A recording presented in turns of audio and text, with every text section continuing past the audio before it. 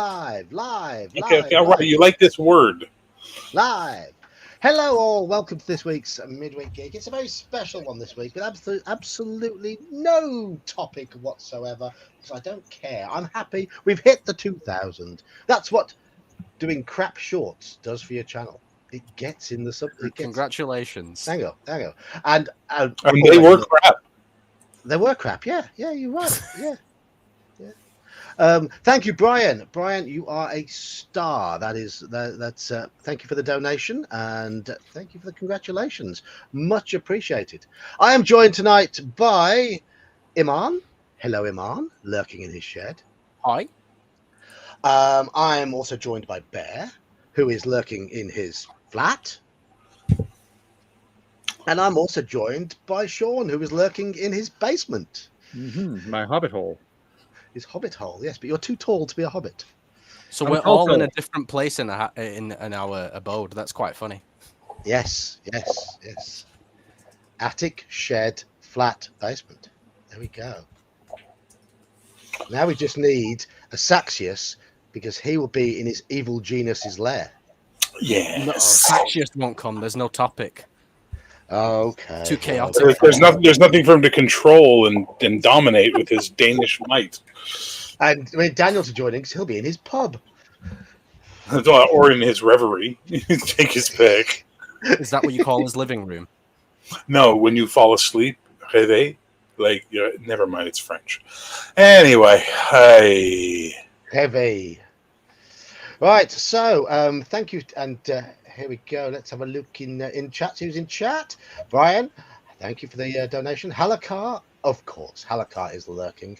Straw Piglet, and we've got Daniel. There's Daniel. There's Andy. Hyrax. Thank you. Who else we got? Well, there's a Squirrel Hermit in there as well. Hello, hey, all Squirrel. of you. How are you doing? So we'll start off with gaming over the last week. What gaming have we done? None. Still none. None for you either, Sean? Well, I was in Columbus for a tournament, so I was card gaming all weekend, but no role playing. I saw your Facebook post on that. You got knocked out in the quarterfinals. And you were very annoyed. You were very annoyed. Placed just out of the money. If I'd advanced to the semis, I would have at least been in the money and broken even, but nah. Ah, well. Such good for gambling. Yep, that's the way it goes. Myself and Iman, we've been playing lots of games. We play typically in the same ones, mostly. We've played session 2 of Expedition to the Barrier Peaks on Friday. We played MERP. Iman didn't play that; he just lurked and listened. We played MERP on Saturday, and we played Call of Cthulhu last night, which involved a bit of a moral quandary at one point. Here's a quick question for you chaps. They're playing in the Roman times. Are 13-year-olds adults? Sure. Because they killed a 13-year-old and took another one hostage. Or captive. Okay. I honestly have no idea, so I'm just going to say sure. Yeah. These were evil 13-year-old cultists who were casting Cthulhu mythos-related spells at them. So it's even in our day and age, if they're doing that, they have to go down. So yeah. But it's a good little scenario that actually. It's quite a So there was a little boy and a little girl. I say little, 13, whatever. He rushed at me with a dagger, and I told him to stop, and he didn't. So I shot him through the knee with a Manu ballista. So good man. Kids need to like you do. Kids need to learn the hard lessons these days. We're growing them too soft. Seriously. Nothing like an old ballista to the knee. That'll teach you. That'll learn you. I used to be a cultist like you, then I took a ballista to the knee. Exactly. Oh, it's all elder gods and games till you get a ballista to the knee, and then... I mean, give a little bit of context. They were insane. They had given themselves up to the skinless one. Those who wait, hold on, sorry, Halakar. Yeah, 20 memberships. Oh, wow. I'm curious who got them. Yeah. Okay, yeah, I can go through processing. Yeah, I'm processing, waiting for the chat to load. I'm like, come on, YouTube. So But, Andy, Pedar, RPG Dad, Svin Filker, You ruin Saxon, everything. David Mills, I just wanted to read them with my own eyes, but no. I've got you. Go ahead. I'm talking with you. CBK Ply, Malachi, Bobby Pill, O'Neill Flynn, Zatirok, Nerdy Ogre, Richard Payan, Michael Stronghold, Longshot, Master Blaster, Xanadu, and Lazing Raccoon. I Nice. recognise about 75% of those. So Yeah, there there's a we go. lot of regulars. Absolutely, there. absolutely. Pelican, Yeah, I'm not a legend, member. mate. So, I mean, a little description of the cultists. They'd got quite a lot of their skin peeled off in geometric shapes on their faces, which is Like what you they do. part of their ritual in terms of giving themselves up to their elder god deity. And yes, the girl could certainly cast a few interesting spells, as Iman found out. Well, she missed her spell, but I still ended up with the evil eye on me, which She tried two spells on you. One didn't work. The second one had no POW check involved. Yeah, there was It just nothing I could do to required- save myself from that. It just required eye So- contact for a length of time. Yep, which was stupid of me for locking eyes with her, but there you go. Yes. Hello, Zaturok. So Yes, you did. Yeah. Yes. now that means I have a penalty die on all my skill checks. I can't use luck to pass a skill check. My luck checks are halved, and I fumble on 75 instead of 96. So Excellent. Fun very, and games. very harsh. Very harsh indeed. Evil eye. Lovely, lovely. So yes, And of we had a course, good it would be the Arabian one that has to deal with the evil eye. The game's racist. Did you know that? You happened to be the one who was trying to rugby tackle her at the time. That was the thing. Well, Yeah, that was the thing. That's why she was concentrating on you, because you were the one who was trying to bundle her to the floor and pin her down. yeah, and the Well- whole time she was just laughing. It was just annoying, and it got more and more annoying. Yes, and telling you how dead you were and how you were going to be skinned alive and all that sort of thing. Yeah, as children do. Right. So a long time you did. Yes. So tonight's stream, we're going to be playing a few games, and I would like people in chat to think up some trivia questions, and you three can do so as well, related to RPG gaming that I might know. If I get an answer wrong, do you remember this stream from before, Sean? Yep. I have to go along my line of increasingly hot, spicy things until we get to the end one. I remember. Oh, you do nearly your own passed hot out one. on the last one.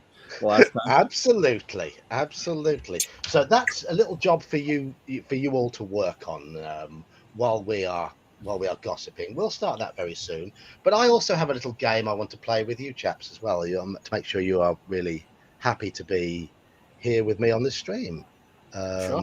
Okay. Bear's face says it all. Are you doing a pub quiz on stream? Is that what it is? No, it's something we've done on stream before briefly. We were going to play a game of defend the indefensible. You know what that is? Oh, I give No. you a statement that you've got to defend for a minute, but it's a statement that you will almost certainly utterly disagree with. but I have to pretend like I agree with it. And then everyone in chat will vote to see who defended their indefensible statement the best. Sure. To see who the okay. winner is. We'll play that. Oh, it's just meant to be a bit of fun. Oh, yeah, hilarious. Yeah. I'm not sure how much I'll have to contribute, but there we go. I've still got to work out what your question's going to be. I've got questions for the other two.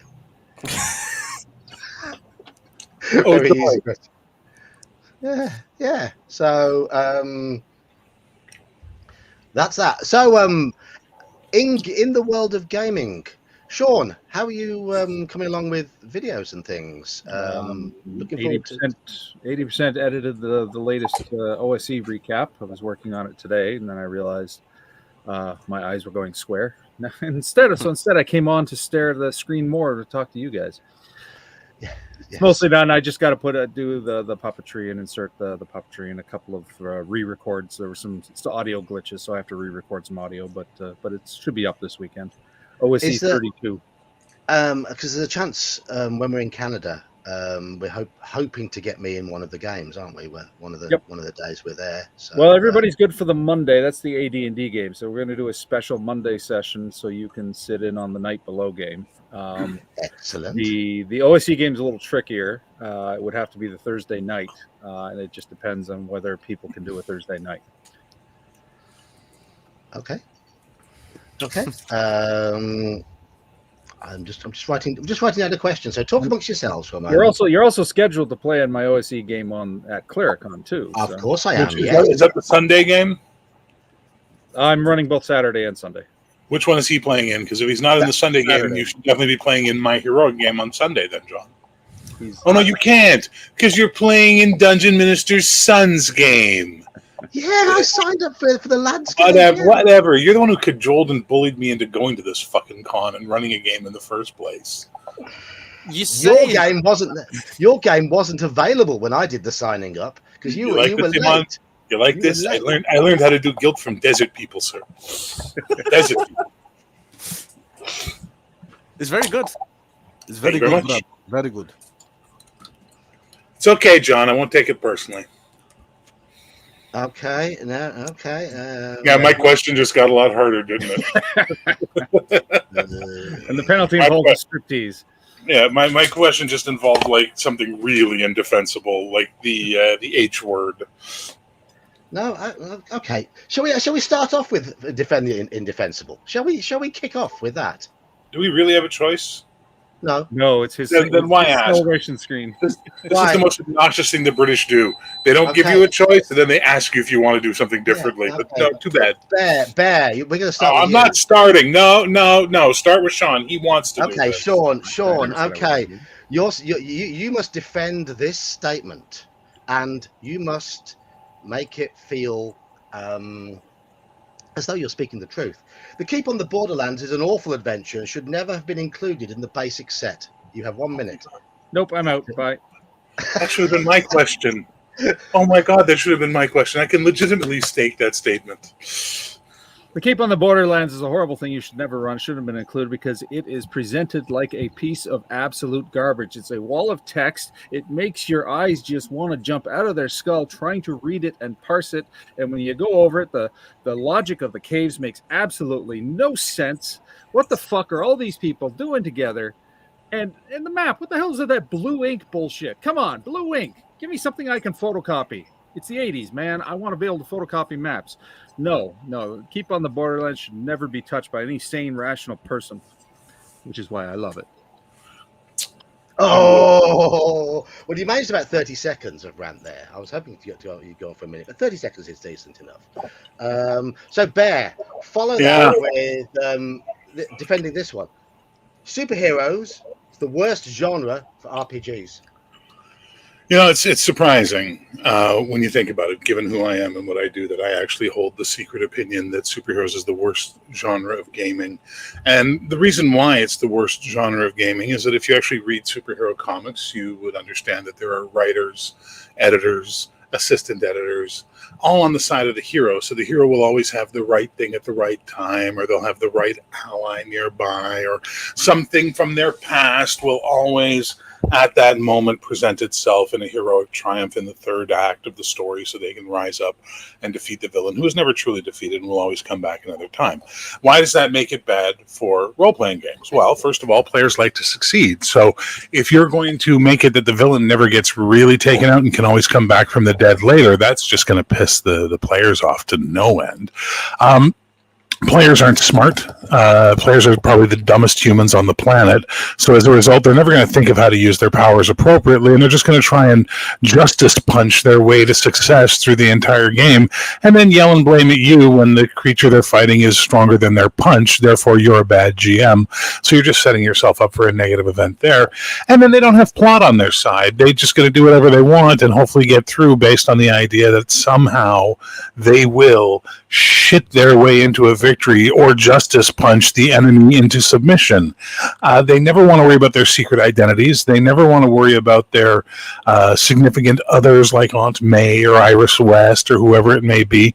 They just want to punch and kick and yell at things until they succeed. And as a result of that, it creates a very negative experience for the gaming world and is not, and I repeat this heartfeltly, not a good gaming experience. It is, in fact, the worst gaming experience you can have. Thank you for attending my TED Talk. So, okay. Iman. I wish I had never been talked into playing Call of Cthulhu. I hate it. You had to pick that, didn't you? Okay. Yes. Oh, fucking hell. Right, give me a minute there. All right, okay. No, you don't have a minute.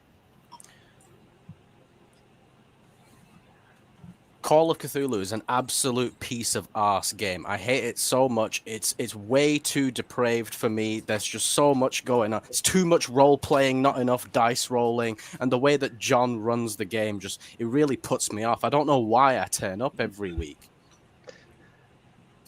That was 15 seconds. I know. I don't know. Seconds. I don't know how to ramble. What? You don't know how to ramble? Well, I mean, I know how to ramble on things that I obviously believe. You never did debate club in high school, son? No, sir. Probably because it made your feelings hurt, and that's why they took it out of this curriculum. Maybe. I'm just going to set a little vote up. I'm of the butthurt generation. Oh, my butt hurts. Whoa. Yoga. Nah, it's okay, man. They have suppositories for that.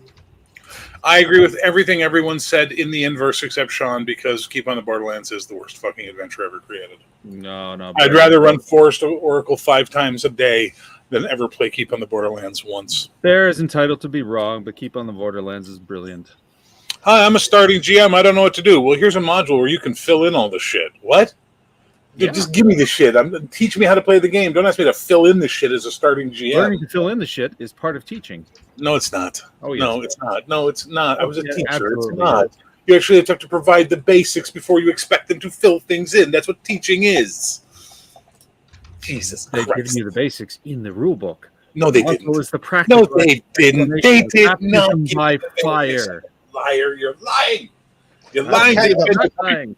I have run Keep on the Borderlands many times over the years, including Just fun to argue. Just fun to argue.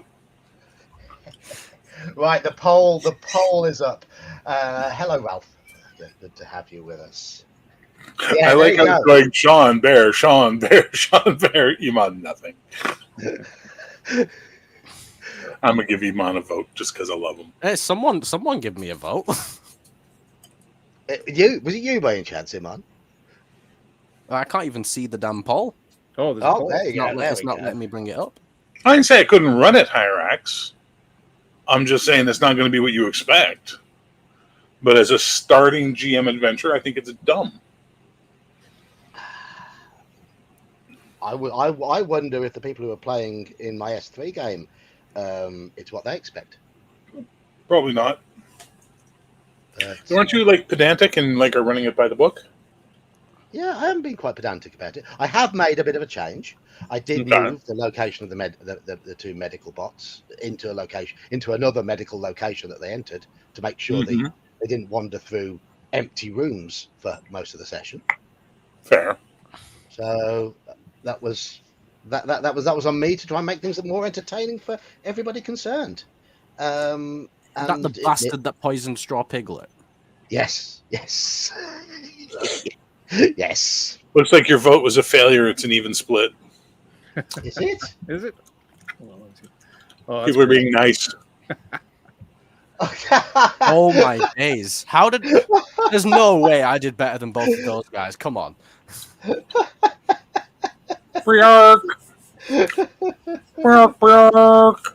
So, if you haven't yet voted for the winner of Defend the Indefensible, the vote is there in chat at the moment. Make sure you vote. Somebody has to be smug, and two people have to be bad losers. No. Nobody has to be smug. We can all just get along and be nice with each other instead. Crazy, that idea. Say what? You hyper-competitive children. Something wrong with being competitive? No, nothing wrong. I s- Never ever has it led to bad things. No. I say that I didn't win the argument and my percentage goes up. People We're like being humility. trolled. We're being trolled. We are being trolled. love an underdog. Yes. Yes. The poll is competitive indeed. Look at the spread. Look at that spread. Right. Speaking of spreads, does anyone have a gaming trivia question for me? Because I have here. Let me. We'll leave that one to the end. Leave that one to the end. Is that it all one's role in the- playing or can it be any game? It can be something to do with role-playing games. Anything to do with role-playing games. If I get it wrong, I have to eat the first spicy thing. Let's start you off on an easy one. No Google. Let's see your hands where we can see them, sir. I'm getting these out of a bag. So. All right, cool. So I'll start with for an easy one. What was the first superhero role playing game? I'm going to say Champions. No, Superhero 2044. Okay. I've never played it. I've never heard of it. I have to eat my first one, which will be. This is where you're going to enjoy the pain. Enjoy watching me. Right, the first one. The first one. Coming in at 4 on the scale is chocolate orange chili jam. It's not very spicy. Okay? It's the first one. It's the gentle one. The Bottoms gentle up, one. John. How much you Oh, do in a exactly. teaspoon? There's no way I would actually kill myself if I had a teaspoon of the end ones. So I'm Mhm. going to have about that much. That's fair. Well, he knows from experience on the last one how much he can take. So. Yeah. So there we go. That's basically how it's going to work. If I fail on a question. Okay, here we have a question. In what game will you find a 5-prong breen gola as a treasure item?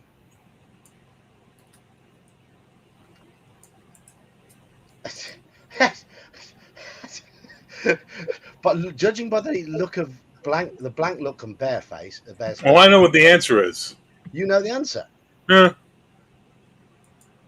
It's a sneaky, shitty question, but I know the answer. Do I have to say bad words about Elfbait as a result of this one? No, he got you. He got you dead to rights because it's a genre you'll never touch. Okay, it's got to be sci-fi then. I'm going to say cyberpunk. No, sir. Okay, what game is it? We'll let Eli spill the beans. It's his question. We need to have a rule on the question. That it's got to be a game I will know something about, a genre I have a remote interest in. But All I heard was it's RPG questions. I don't know. yeah, I know. I'm making the clarification. Gamma World, okay, Gamma World. Yeah, it's a game I'll never play, but we are going through. I'll let you off these horrible questions as I go on to. Hold on, Simmering Smoky is milder than Scotch Bonnet, so Simmering Smoky. Right, this one's really nice. This is one of my favourite ones. It's a medium. Simmering Smoky. Nom, nom, nom, nom. There we go. That ranks 5 on the scale. Out of what? 10 plus. Okay, plus. Yeah. I will end the stream with 2 of the plus ones. It might well be the end of me, but we shall see. I was going to say it'll end more than the stream. Yeah. So we're looking for what is a 5-pronged green gola? I mean, I have absolutely no idea what that is. Bear? What? Sorry? What is a 5-pronged green gola? I don't know. I just remember the name coming up once upon a time in a conversation and being a Gamma World thing. Me going, this is exactly why I hate Gamma World. Expressions like this, 5-pronged green gola. I don't know what that is. Okay. It's a nonsense item on the list. Okay. There we go. Okay. All right, John. Here's an easy one for you. We'll love them easy. What's the difference between the BX sleep spell and the Beckme sleep spell? Ooh.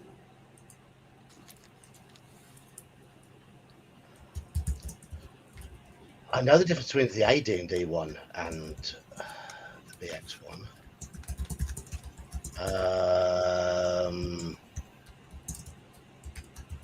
Is it the number of hit dice of creatures they affect? Nope. I haven't read a Bet Me rule book in years. Go on then. What is it? Oh, you giving up? All right. Yeah. BX doesn't outline the area of effect, only the range, whereas Beckme puts the blanket area of effect on top of the range. Oh, okay. Okay. Here we go. So Scotch Bonnet. This ranks 6. It's not going to be a very long game, is it? No. He was good the last time. He was getting them all. We had to think of some hard ones. That was specifically D&D related questions and things to do with modules. Well, I just gave you a D&D related question. Yeah, so stop with your excuses.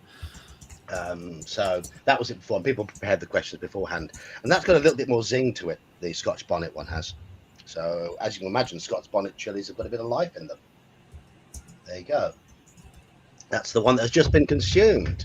So in what year was the Rules Cyclopedia published? I know it was early 90s. I'm going to go for 1993. Was it 93? Nope. No, it's 92, isn't it? I think it was 92 or 91, but it wasn't 93. I'm trying to think where I was living when it came out. It's worth double checking. I will do the old Google foo. Yeah, I can't. Andy, I'm not allowed to have milk. I'm not allowed to have milk. I am stuffed. Yep, 1991. We were both wrong. Okay. Right, I've got 2 jars of the next one. So we'll go for one. Two. So is that how many questions is that I've got wrong now? 4 out of 4. What a good start. So we'll open up some fresh hot smoky. Now this is the one I really, really like this one, but only a light smear on a burger. Right? Is it potent?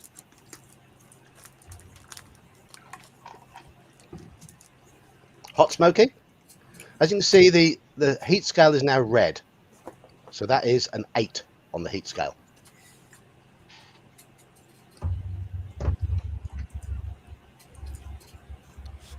If a character has 1 gold piece, which of the following can he buy the most of? Chickens, wax candles, songbirds, or caps? Which system? Yeah, which system, Halakar?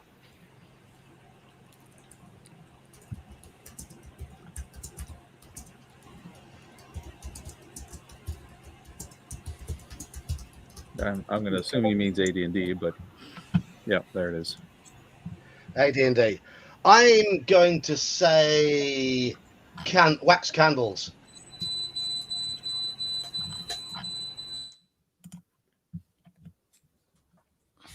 Pure guess.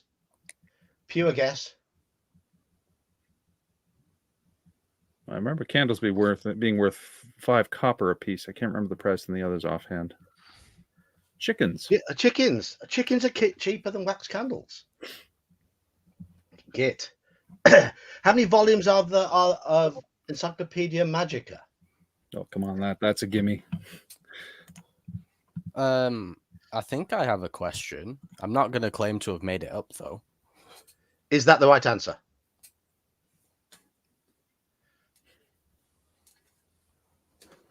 Oh, it's another thing I've never collected. I'm doing awful. I'm doing awfully here.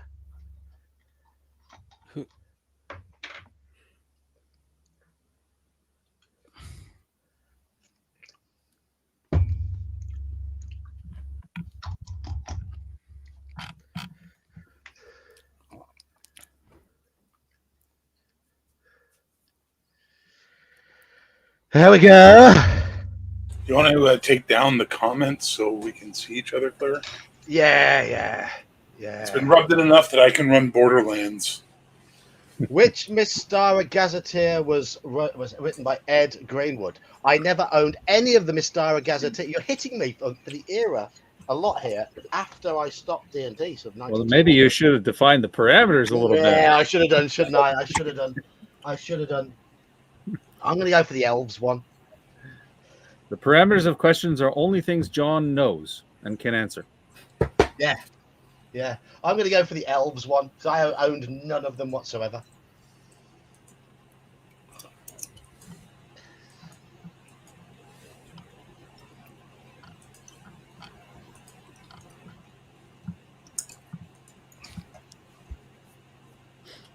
Any answer? Sorry, which Gazetteer written by who? Ed Greenwood. Oh, who fucking cares? Who asked that one? Where was? Oh, there it is. Peter Room. Okay. Wrong. Demi-humans of the Five Shires. Okay. Okay. We're flying through A these. follow-up question. Name the 5 Shires. But I've already said I know nothing about Mystara. Never played a game of Mystara. We're just doing this for pain. Yeah. Okay, this And one's called profit. this one's called the Three Peaks. Do you want me to read out what's in it? Name the 3 peaks. Do it. Carderas. Ingredients: tomato, sugar, red wine vinegar, chili 10%, habanero, bird's eye, butcholokia, garlic, ginger, balsamic vinegar. Sounds nice. Sounds like it'd be good on noodles.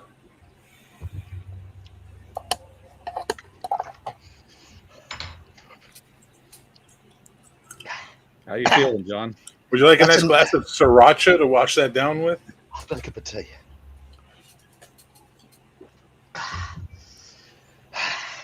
Right, here we go. I can't imagine hot tea would be good on a spice burn.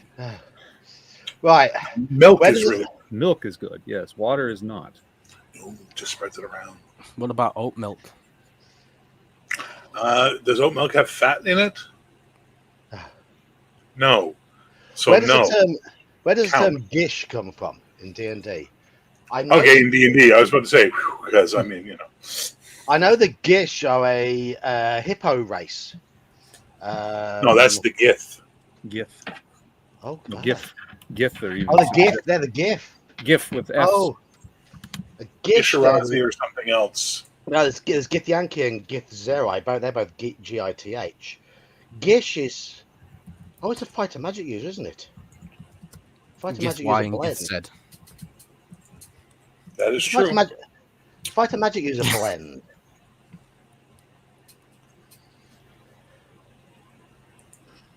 Oh, the You two should nerds have. have come in. Nerdy Ogre and Nerds Nerd.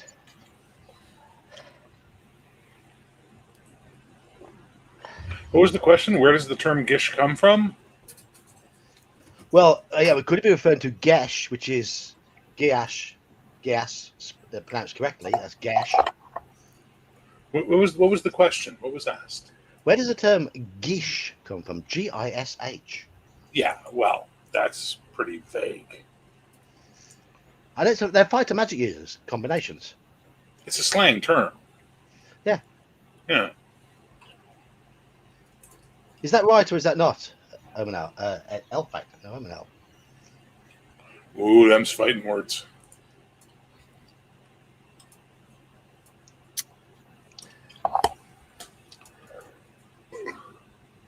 Well, it's a if it's well.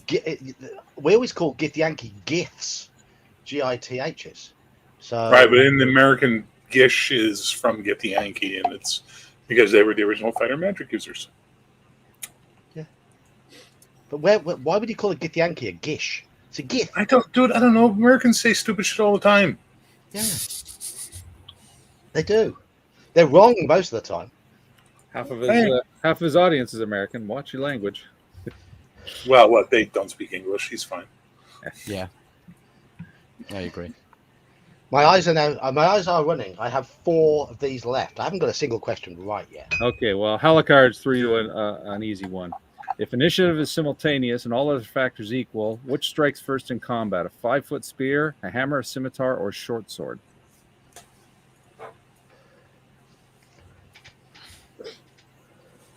It's like I want him to get it wrong, but part of me really just wants him to get one right. Come on, John, this one's easy. Come on, don't Well, overthink no, it, John. You go to speed factor then. Short sword. That would have been my answer, but I don't know. So Without referring to the books, I do believe you're right, but let's see if Halakar confirms.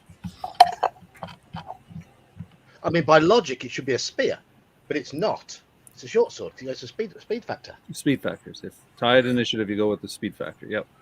By Yet logic, another reason D&D makes no sense. You got one. Ding, ding, ding, ding, ding, ding, ding. Hey! I've got about 30 seconds then, I guess, from my mouth to calm down before I go to the next one, which is that. Naga pickle. All right, we need a Naga-related question, folks. Go on then. Naga-related question. Give us the alignments of the 3 key Nagas in the monster manual. Those kind of Naga. Spirit Naga, chaotic evil. Guardian Naga, lawful good. I'll get Anti-Naga, chaotic neutral.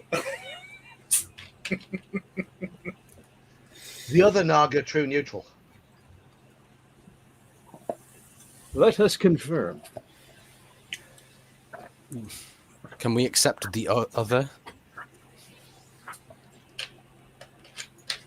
All right. What did you say for Guardian? Lawful good. What did you say for Spirit? Chaotic evil. And for Water? True neutral. You are correct, sir. Congratulations. That's 2. We gave you another easy one. What's Wow, the name of not the so Spirit easy I Naga? had to look it up, so. What's the name of the Spirit Naga in Against the Cult of the Reptile God? Explicitica Defilus. Did you just give yourself a question to answer? Because that doesn't count. Halakar's come up with what? Oh, he did? Okay, there you go. No. Vermingthrax pejorative? How do you calculate a character's wrestling rating in BetMe? It's not in basic or expert, so I haven't got the faintest idea because I didn't get Companion, Masters, or Immortal.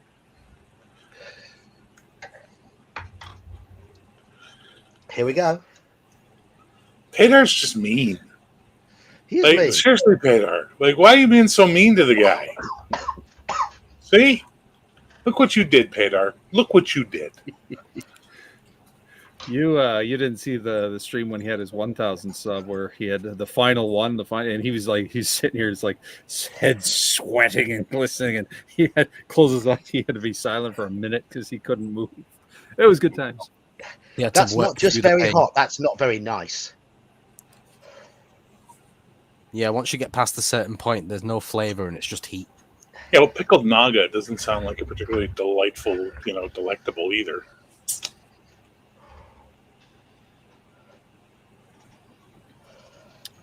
So we're 40 minutes in, and you're almost done, John.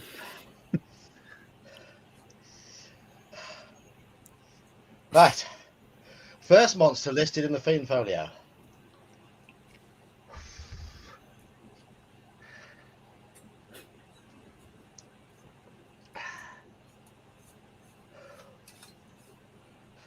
I want to say the Aliax, but I'm probably wrong because there's the Asherai as well. I can't remember whether it's ACH or ASH.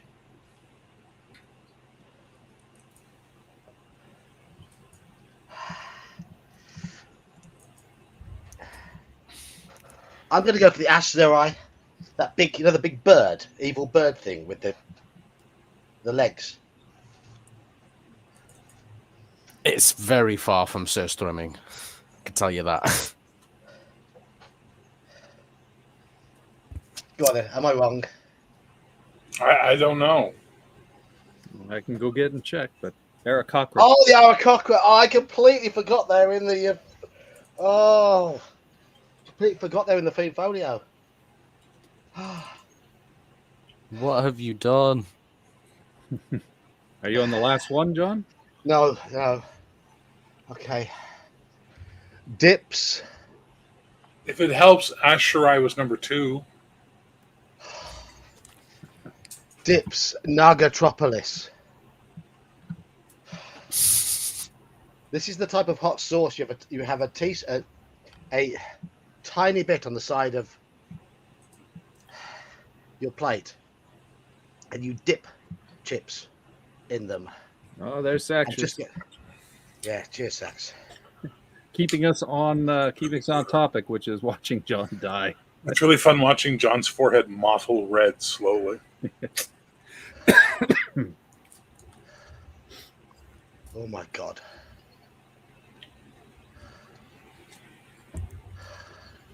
That's too much. No, that's too much. Yeah, you're gonna Come kill on, yourself. man. Be careful, mate. Oh, John. You're British. You can't do this. You can't handle the spice. You invade countries and take their spices. You don't eat them. Of course you're enjoying it, Saxius. You live for this. You thrive off this. That's more pleasant. That the Naga pickle tasted horrific. That tastes better. But oh fucking Wait hell. for it. There it is.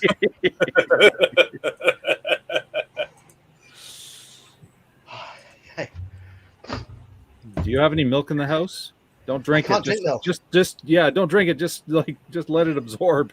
I can't drink milk. I'm not allowed to. I'm not saying drink it. I'm saying hold it in your mouth. Swish and it let around your mouth swish and let it around kill the and pain and then spit it out. then get it into a bucket.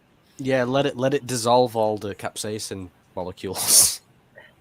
At least it did taste better. Yes, that tasted nice for the first 20 seconds, but right now, I've got 2 more to go. do 2 more to go. we want to do a little break on the trivia to buy you some recovery time? No, no. A short rest, as it were, since we're on the topic of D&D. Would you like me to go to my fridge and get whatever hot sauces I have No. in there and come join you? Okay. For your next question, I want you, Sean, to get your monster manual and read through the stats of a random monster, and I've got to name the monster by the time you've read out the damage they do. Okay. You want to do it now? Go on, then. All right. I'm going to flip. Somebody tell me when to stop flipping. Stop flipping. Okay. Give Get me him on top of the page. give me a number between 1, 2, 3, 4, 5, and 6. I can't eat yogurt, Manfred. 4. 4. Okay. Fourth full entry. 2, 3, 4. Okay, then. Frequency, very rare. Okay. Number appearing, 1. Your mother. Armor class, 0. Your mother. Movement, 3 inches / 9 inches. So they move slowly, but they move quicker in a watery environment / Hit Okay. dice, 12 to 14. Okay. Percentage in layer, 5. Yep. Treasure type, BRSTV.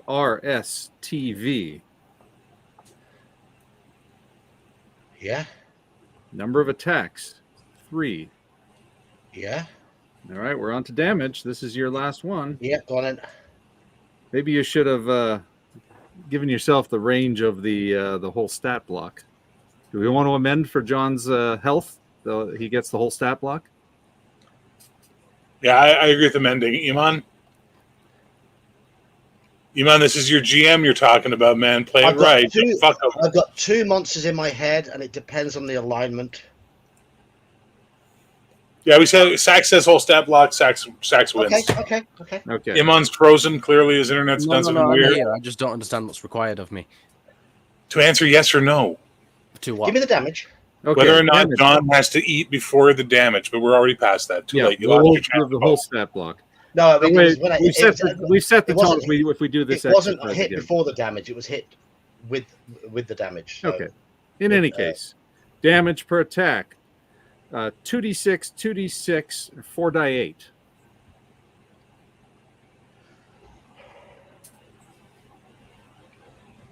The key win. No. Aboleth. No, No. they're not in this book. Your mother. Oh no, dragon turtle. That's the one. Dragon turtle, but you guessed wrong. Oh, I think he gets a second chance. It's that 12 to 14. I'm not going to say yay or nay. I'm just going to put it to a vote. I don't know. Put it to a poll. John gets the second one. Okay. You are correct. It was a dragon turtle. Okay, give me another one. Give me another one then, as a decider. All right. Yeah, let him make up for it. I'll give the ones I've got left. Okay, I'm gonna flip. Somebody say stop. Okay, this is an off the scale one. Okay. This is an off the Let's scale try that one. again. It was the exact same page. Is that 10 This is plus? called the Stop. Podfather. This is an Okay. off the scale one. So 6 full entries. So give me a number 1 to 6. 4. 4. 1, 2, 3, 4. All right, here we go. Frequency rare. Number appearing 1 to 4. Armor class of 2. Movement rate of 12. Hit dice 8. Percentage chance in layer 40. Treasure type is E. Number of attacks 1. Damage per attack 2d6. slow down. Slow down. Okay. Slow down. I'm happy to repeat. Slow down. So 1 attack, Mm-hmm. 2d8 damage, 2d6. 2d6 damage. Armor class 2, 8 Mhm. hit dice, 2 to 12 damage.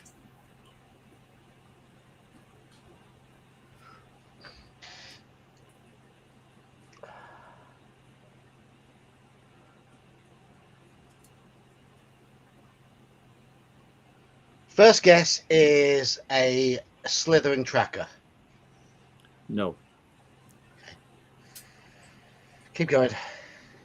This is the gimme. Special attacks. Breath turns to stone. Gorgon. Mhm. Yeah. Eat it, bitch. Even I could have got that one as soon as you said that. Could you? Well, yeah, I know what a Gorgon is. I played Yu-Gi-Oh. Do do you know the difference between Gorgon and Medusa? Well, Medusa's a woman. Do you Okay, know the this difference is- between the mythological Gorgon and the D&D Gorgon? No, go on, enlighten me. Well, the mythological Gorgon is the Medusa and whatnot. The D&D Gorgon is a bull. A bull? Yeah, An it's a bull. armor-plated bull. Oh, gosh. It's a silly thing. Question for Sean, Major's Musings. Name 2 composite elementals from 2nd edition AD. Not a fucking clue. My knowledge goes out. That's after I'm done with it when I play the games. I have a super brain. You've got quasi-elementals. You've got like the dust and the sort of magma elemental type things, haven't you? Those quasits? Okay, give me one more. I'm going to eat this. But give me another one from the. God. What's wrong with you? Or we can do best 3 out of 5. Never mind. No, I've already eaten the Podfather. All Has right. the poll officially closed, John?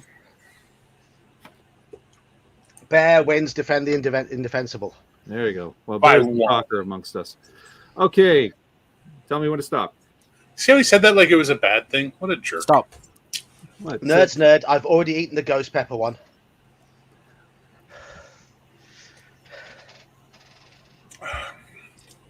Wait till you see the last one. Again, 6 full entries. So give me a number between 1 and 6. 5. All right. Oh, this one's interesting. Okay, frequency is rare. Number appearing is 1 to 8. Armor class is 7. Movement is 18. Ooh. Hit dice is 4. Percentage chance in lair is nil. Treasure type is also nil. Number of attacks 1 in parentheses 2. Damage per attack 2d6 and then in parentheses 2d6. Hold on. Okay. AC 7 hit dice. I used to know all this off by heart. You're absolutely doing me. But it's a treasure type nil, not never in lair. AC 7, 4 hit dice, so they're quite solid. 1 or 2. So you're looking at something that gets a second attack if something happens. I'm doing really badly at this. We used to play this game on the train on the way to school, and I used to be able to get them, most of them, before we even got to number of attacks. That's what you get for trying to rig the game.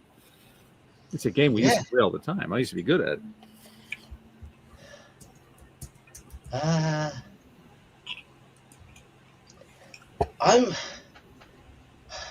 No, it was movement rate 18, and there was no // so it doesn't mean it's a land-based creature. Oh! Is it a big cat of some sort? Am I along the right lines? No. Are we going to count that as a guess or him asking for a hint? Keep going. Okay. I can't watch him suffer anymore. Neither can Iman, apparently. Special attacks and special defenses are nil. Magic resistance is standard. Intelligence is animal. So therefore alignment is also neutral. Size is large and no psionic ability.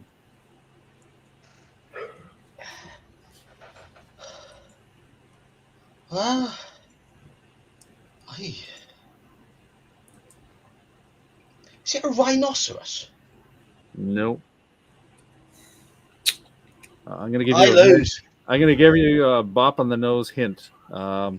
Think Emerald Isle and think venison. Oh, it's an Irish deer. Yep. Yeah. Random animals. I like this game, but I can see Bear getting bored with it. No. I'm reading emails.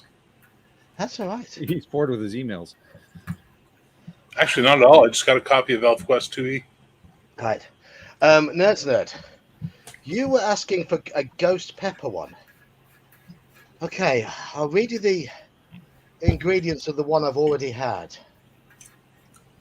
Ingredients: tomato, sugar, red wine, vinegar, ginger, chili, 7% bird's eye, boot jalokia. What's a boot jalokia, Iman? I cannot tell you, right? Sorry. A very naughty boy. Boot jalokia is ghost pepper. Balsamic vinegar poured over boot jalokia, chili pods and flakes. Oh. And then left to marinade. Okay? So that's what That's the devil's sauce. That one is marinated ghost pepper. Right. There's one more to go.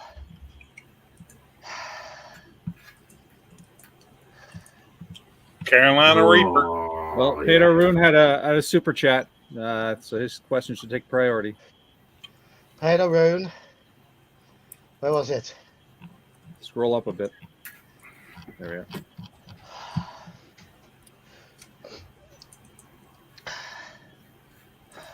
What title does a third level fighter have in BX? Swordsman. I am pretty sure you are correct, but I don't have a BX book in front of me. What if they don't use a sword? That's one of the stupid things about it. Peter Roon, thank you for your Canadian. I'll be coming to Canada in 2 months' time to spend some Canadian. So, is it a swordsman? Tell me. Am I right or am I wrong? Level 1 is veteran. Level 2 is something. If he's wrong, he might not actually survive to come to Canada. Just keep that in mind. I'm saying swordsman. Right? You are cleric, dwarf, thief, this fighter, dwarf, elf fighter, swords master, sir, swords master. He says he's going to give it to me, sword master. I wouldn't. I would force you to eat because you said swordman, and there's a difference, but that's okay. He wins. It's his question. I got the first 7 letters correct. Oh well. Oh. He had the weapon type correct. Let me ask you a question. Let me ask you. If this was quiz. Hang on. If this was quiz night, would you give that one? Yeah. You're a liar. You're a liar. You're lying to protect yourself. We know you're a dark quiz master. I just made a villain based on you, John. Oh, thank you. On my Patreon. Want to see him? I'll show him to you so that way you can see. We'll take a break. Let your tongue have a little break. Yeah, do it. John, do it let's while take- I calm down. No stakes question for you. You don't have to. If you get this wrong, you don't have to. Go on then. But identify the character on my shirt. I haven't got a clue. Is it something the bear's gonna get? Hitman? Oh.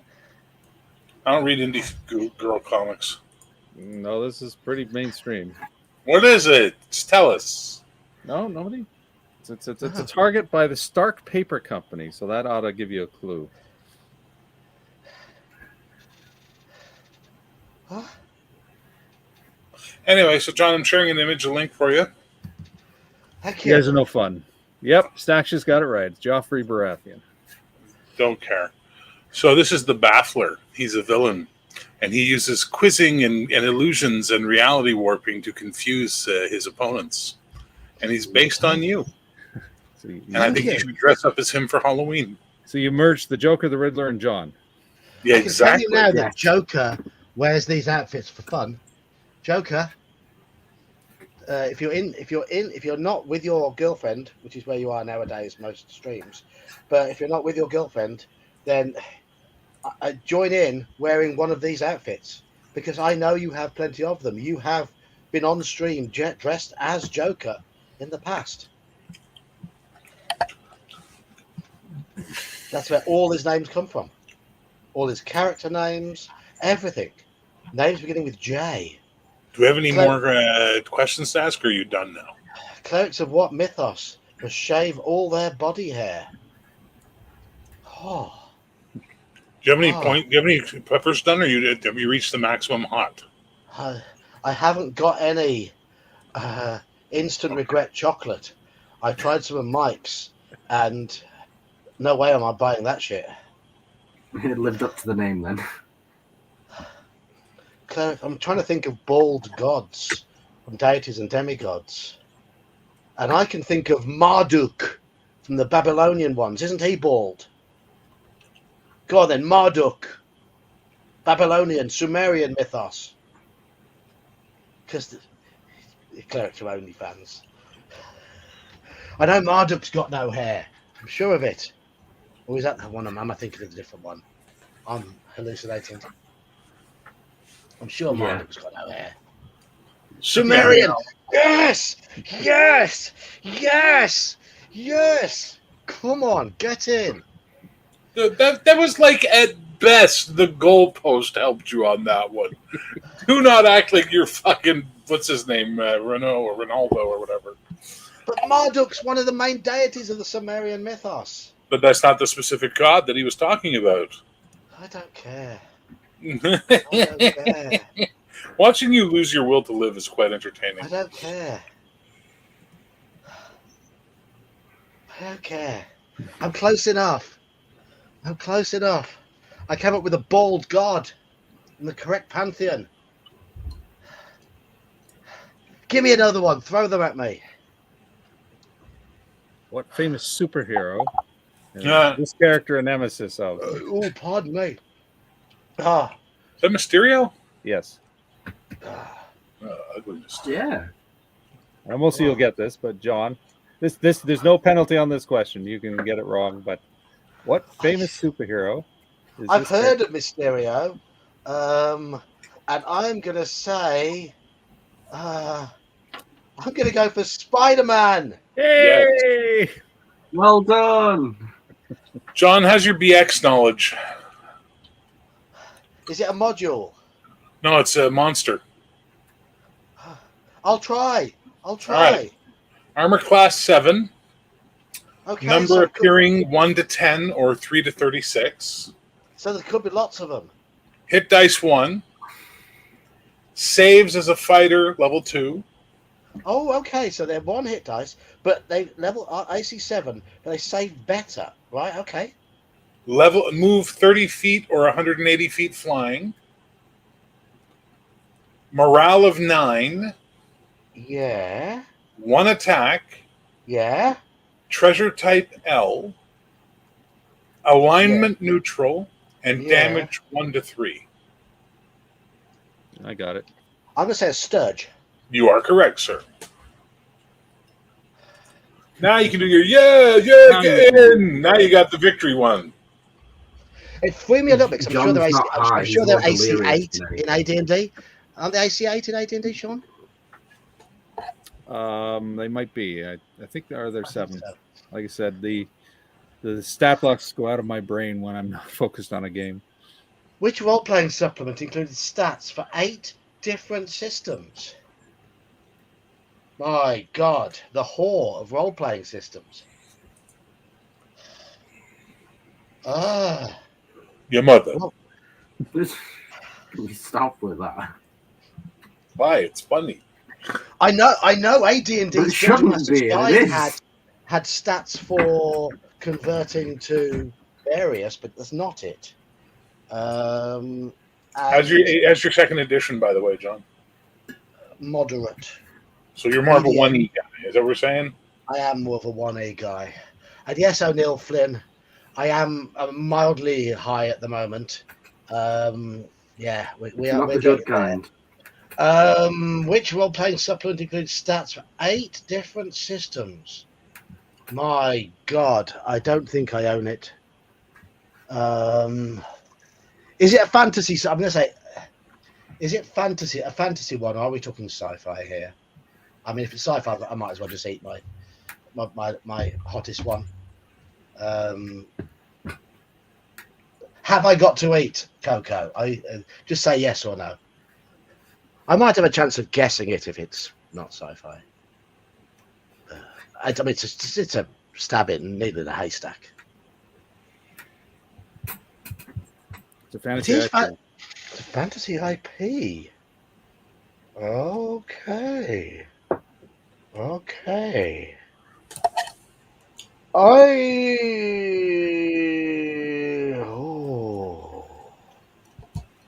Right. Something they want to be converted. I'm going to go out on a limb here and go for Matt Coville's Castles book.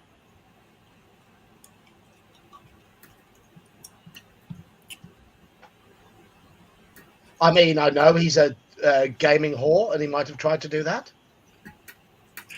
That's your Greyhawk. Poor. What are the 5 saving throws in... Oh, Thieves World box set. I didn't own that. Own that. I never had that. Oh, bollocks. 5 saving throws in BX are poison, paralysis, petrification, 1 staves and wands, breath weapon, dragon breath, and spells. Am I right or am I wrong? So I know they moved poison, paralysis, and death in AD&D, and it became petrificational polymorph. But in the original one, your petrification ones fell under second in the second one. All right, without looking, without cheating. It was paralysis or turn to stone. Yeah. Use your brain. Yeah. Tell me the title of the following modules in order. Okay. N1, N2, N3, N4, N5. N1, Against the Cult of the Reptile God. Yes. N2. The Forest Oracle. His favorite one. Shite. N3.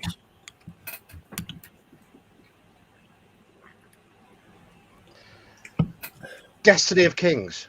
N4. Bane of Llewellyn.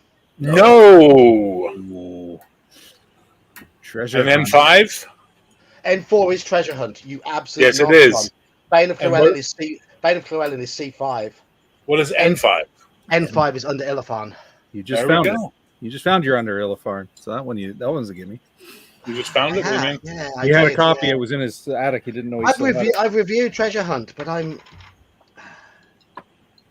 So chat. Do you want to watch me eat?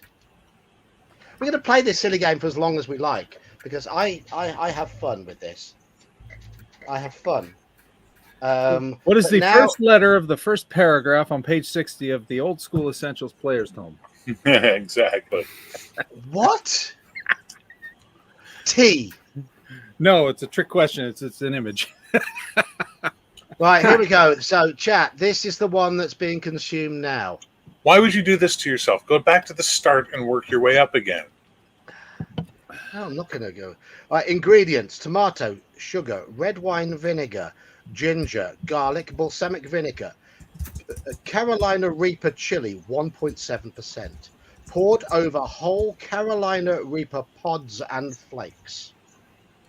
My wife once made me a stir fry using this and accidentally dropped one of those pods in the stir fry. And we gassed out the entire ground floor of our house. Before you take that, John, how long do you plan to keep doing this? Until whenever I collapse. I know. I think if you're gonna do this, make this the last one. Might I propose then? Bear's right. You should go back to the beginning. Whenever you get a question right, you get to go back to the lighter stuff. So you only have to have the progressively hot stuff if you keep getting them wrong. Well, Okay. then people are just gonna keep giving him harder questions. They are, yes. Maybe so, but otherwise he's gonna kill himself. First TSR UK published module for AD&D. Yeah, it wasn't the first one they wrote. The first one they wrote was Sinister Secret of Saltmarsh, but that wasn't published by TSR UK. UK 1 was the first one they published. And UK 4 was the first one to have the little Union Jack in the top corner. And what's the name of it? Which one? UK 1. UK 1.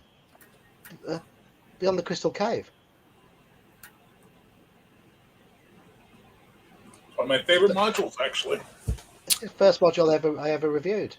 Whoa! You like something about D&D? I like many things about D&D. No, I'm joking. It's a really good adventure. I also like many of the things I liked about the cartoons I watched as a child. Much like D&D. It's a really good adventure. It was a very brave adventure. It's not going to be the sort of adventure that a lot of people enjoy. Very different. It's a story adventure for sure. Completely. And it is a it is a bit of a Dick DM adventure at times. It can destroy campaigns, but it's a lot of fun. It's a lot of fun. I think so. Anyway, I'm not trying peppers. I'm not trying the merciless Guatemalan insanity pepper of Quetzalcoatlanango. It's a Simpsons reference, in case you're wondering. Okay. Dick DM, who called me? Get in line, Saxus. Get in line. The UK one's better than Barrier Peaks, I'll tell you that now. So I was cleaning up my D&D stuff because I'm getting rid of a lot of it. Okay. And I found something I'm not getting rid of. James, there are 2 modules more difficult than Tomb of Horrors. If you've seen my video on the most difficult... Yeah, the Crystal Cave, a redo, huh? Yeah, the 4th edition, it's really good. Ooh, sealed. Nice. I've got it... Where is it? I've got it up here. I ran it from my 5e Noodler group. Blew their minds. Yeah, I used to have that beauty. I'm just old now, and I like things that are readable. But no, if you've seen my the 10 hardest adventures video, you'd know that I can argue that both C1 and H4 are tougher than S1. And C4 is very explosive. C4. Making a bad joke there. C4 is an explosive. Haha. I didn't know that. The thing about Tomb of Horrors is you can rest in there, and a clever group will realize that they've got as much time as they need, and thus the cleric, as long as you've got a cleric of level 9 or above, or is it level 10, whichever level they get 5th level spells, they can start getting commune and spells like that and casting them a lot. So they can ask a lot of really, really searching questions, and they can take it at their own pace. Whereas C1, you can't. Hello, John of the Ozarks. You can't take, if you read it as written, you cannot take C1 at your own pace because there is a poison gas mechanic. The only way it's doable as a tournament is because the tournament characters have been specifically written with tons of neutralize and slow poison effects. And they've got a lot of hit points. A level 5 magic user being literally dropped in there with about 15 hit points is going to die within an hour at best, unless they've got a cleric who happens to have memorized slow poison. Happens to have done. But the cleric in the adventure has got about 3 iterations of slow poison. Well, at least 1 per member of the party. So that's why. That is why you cannot played as written. You cannot complete it. Simple as that. So it has to be tougher. Right. Anyway, any more questions? Got any more questions? I like questions. Okay, I write pub quizzes. Here's an easy one for you. What is the name of the titular Lizard King from Tomb of the Lizard King? I do not know. I've never run it.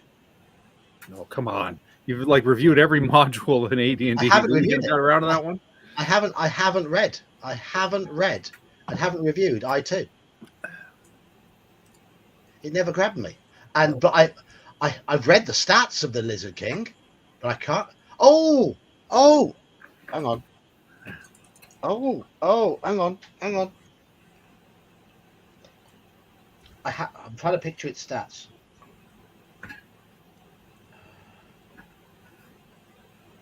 No, I'm not gonna. I'm gonna kick myself because I have heard it. I have read it. No. Go on then, tell me. Sakatha. I should have got that. Yeah. Please pronounce the name of the module S4. The Lost Caverns of Sushkanth. I don't know if you're right, but I'll take your word for it. That's the generally accepted pronunciation, although, yeah, I'm sure if you found Sakatha, yes. Sakatha. etymology, I nearly said something like Sagnatha, something like that. I wouldn't have been right. His name is Jim Morrison, the Lizard King. I would have accepted Jim Morrison if you had answered. No. He is very tough. He is horrifically tough from an adventure of that level. Oh, it's almost that level's a death trap, and I'm putting my team through it. lovely. They have what happened in the game, and it's my Night Below game.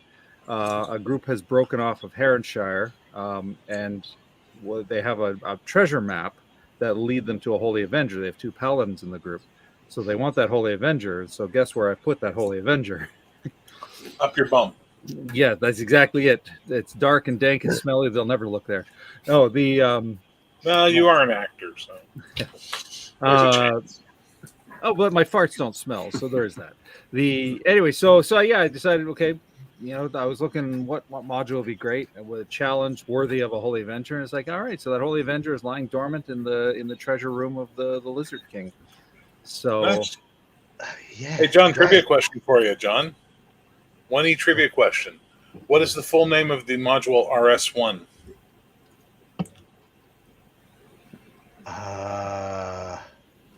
It's Red Sonja. Right, but what's the full title? We have Conan Unchained, Conan bloody blah blah blah blah blah bullshit, and Red Sonja.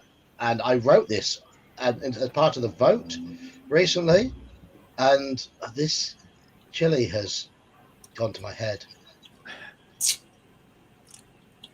Red Sonja Unleashed. No. Unconquered. Unconquered. Halakar even gave you the answer. Read chat. Halakar, no. Don't do that. Bad Halakar. What makes the TSR-M solo modules unique? They used that magic pen, didn't they? That pen that dried out within a few months before we finished the adventure. Am I right? chili, which I'm going to do the last chili. I'm going to do it now. There we go. Oh god. There we go. Right, okay. That oh, is Carolina Reaper. Are you ready? No. The question is, are you ready? That was a big All right, drop. real quick. What's the name of the nymph in Forest Oracle? Chloe. He's right. I thought it was hurry and sit on my lap.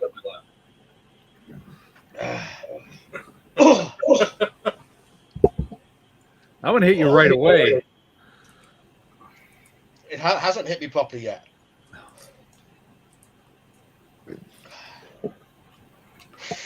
And now we watch as his head explodes. There's a big scratch on the top of your head there, John. Yeah. The reason is there's a ladder that drops down from my attic, and the other day I was cleaning up here and getting rid of a lot of stuff, and I half put the ladder up, and then left our bedroom carrying all the stuff, and headbutted it. Right. It's a perfect head height for me. Very clever. Yeah. Yeah. I'll be right back. So what you're saying is when you come to visit, I should have plenty of spices ready to go, right?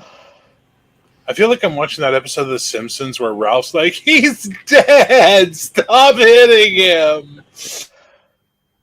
Which module first introduced the Sverfnablin?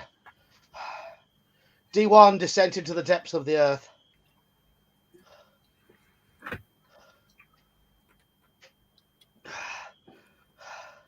Oh, it seems right? Ralph and Paul are having a little chat. A Scotsman and a Welshman having a little chat. I have no idea what the 6 volumes of the Warhammer Fantasy Enemy Within campaign are, but first introduced to Sverfnablin, it was D1, wasn't it, Sean? Possibly. I know I have it. I might read it one day. Well, I've got D1 to 2 up here, and I know they're in that.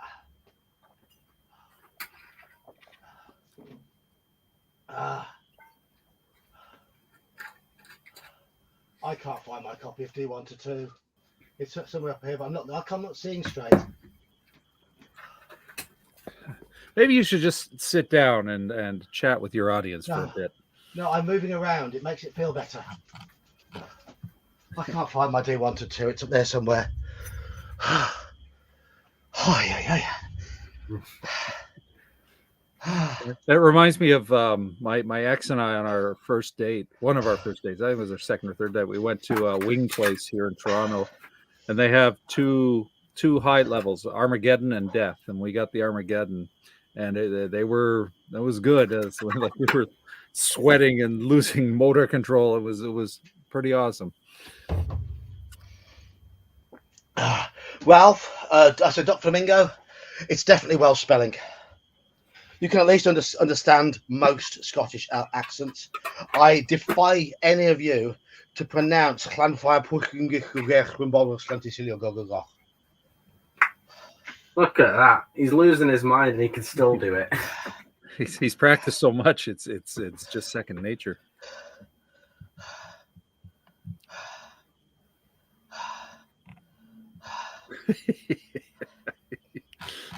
Does your breath feel hot? It would if I can feel my mouth. Yeah, Doc Flamingo's right. If you can't drink milk, get some bread. I say I'm lactose. In the UK. I say I'm lactose intolerant because it's a simpler way of describing it. I have IBS, and the most common trigger for it is dairy products. There are other things that trigger it though, such as caffeine. Carolina Reaper jam. Caffeine triggers it. Glucose, excessive amounts of fructose syrup trigger it. But I can usually get away with a little bit of those. Yeah, you're gonna have to send me a dietary list before you come. Just avoid dairy. Just avoid yogurt, cheese, milk, stuff like that. You'll be How fine. are you with almond milk? Fine. I have oat milk at home. Almond milk's fine as well. Okay. I usually keep a supply of almond milk on hand. Yeah. I'm usually okay with spicy food. My wife usually isn't because she has to sleep in the bed next to me. It doesn't normally usually cause me pain, but it does normally cause my duvet to rise off the bed. So basically tonight you're going to bed. You're going to be a flump. I am. Well, trivia question then: why is the flump called a flump? I don't know. Because it's the most stupid name they could think of. I'll give you that's a good one, but no, it's called a flump because that's the sound it makes when it floats through the air. Well, yeah, I have read that. Which of the I three like which of the three little brown books has the initiative rules for combat? Well, we got a voice crack from him then, sort of. I don't think it's in Men and Magic, which is really stupid. I think it's not in Greyhawk. I don't know any of them do it because you're meant to use chainmail. Yeah, true. Is it in? No, I'm going to go Men and Magic. Actually, I'm going to go Men and Magic. Oh, no, there's swords and combat. Yep, Brian James. The initial rules are in chainmail. Yeah, I'm going to swords and combat. Go for swords and combat. I think I've got to the end of the Hot Ones challenge. Thank you very much. Yeah, you're the third person to say something along those lines. Yeah, You've literally completed the Hot Ones lineup. Campaigns Conquest says you have IBS and you ate all that. Holy shit! It's gonna be a holy shit. That's for sure. Oh yeah. Yeah. Do we have poison control over here? Yeah. I don't know. I don't know. See, right, so flump sounds like the sound a marshmallow makes when it hits the ground hard or something like that, right? Sure, but yeah, no, it's a flump is like an underground creature in D&D. It's got like weird tentacles and stalks, and it floats and it pushes itself off with a push of air and makes a flump sound. That's where it got its name. That. Yeah, I like that. That's cool. I don't know. It's been 2 years since I listened to an audiobook of Shadow over Innsmouth. I've not read it yet for the channel because it's too long. Do you want to drop the starred comments so we can see each other's heads more? I don't. Do I want to see your heads? Yes, you do. Yes, Because we're you very love pretty. us. How's he holding up? I was loading stuff in the slow cooker. He had to get up and walk around. He's been breathing heavy. I think he's done in terms of the spicy food. Yeah, Yes. no more of that. And we did peak, I think, at 38 people on chat. So, cheers, chat. So, rule for next 1,000 bastards. subscribers: 1E only. Yeah. Yeah. In your wheelhouse, yes. I can tell you now, my forehead has gone bone dry. Is that a good sign or a bad sign? Bad. Drink some water. When you're here in Canada, should we try to do a live drinking quest game? Yeah. Why not? Why not? Let's do it. Let's see who else we can get. Don't make him agree to things now. He's under duress from the chili. Just not on the last night. Because No. I have been known to get airsick. So, yeah, make it not on the last night. Record the session, of course. Of course, yeah. Why not? Let's do the live drinking quest on the night before. No, you've got to drive on the way to Clericon. I do, yeah. We could try to do it on your normal streaming time on Wednesday afternoon. You might be a little jet lagged.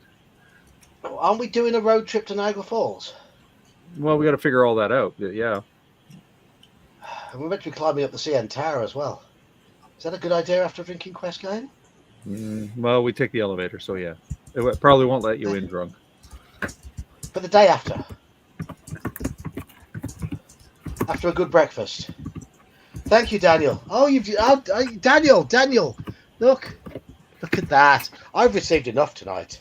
I've There, you received got a enough. gift. Hello, you're wrong. Thank you, Daniel.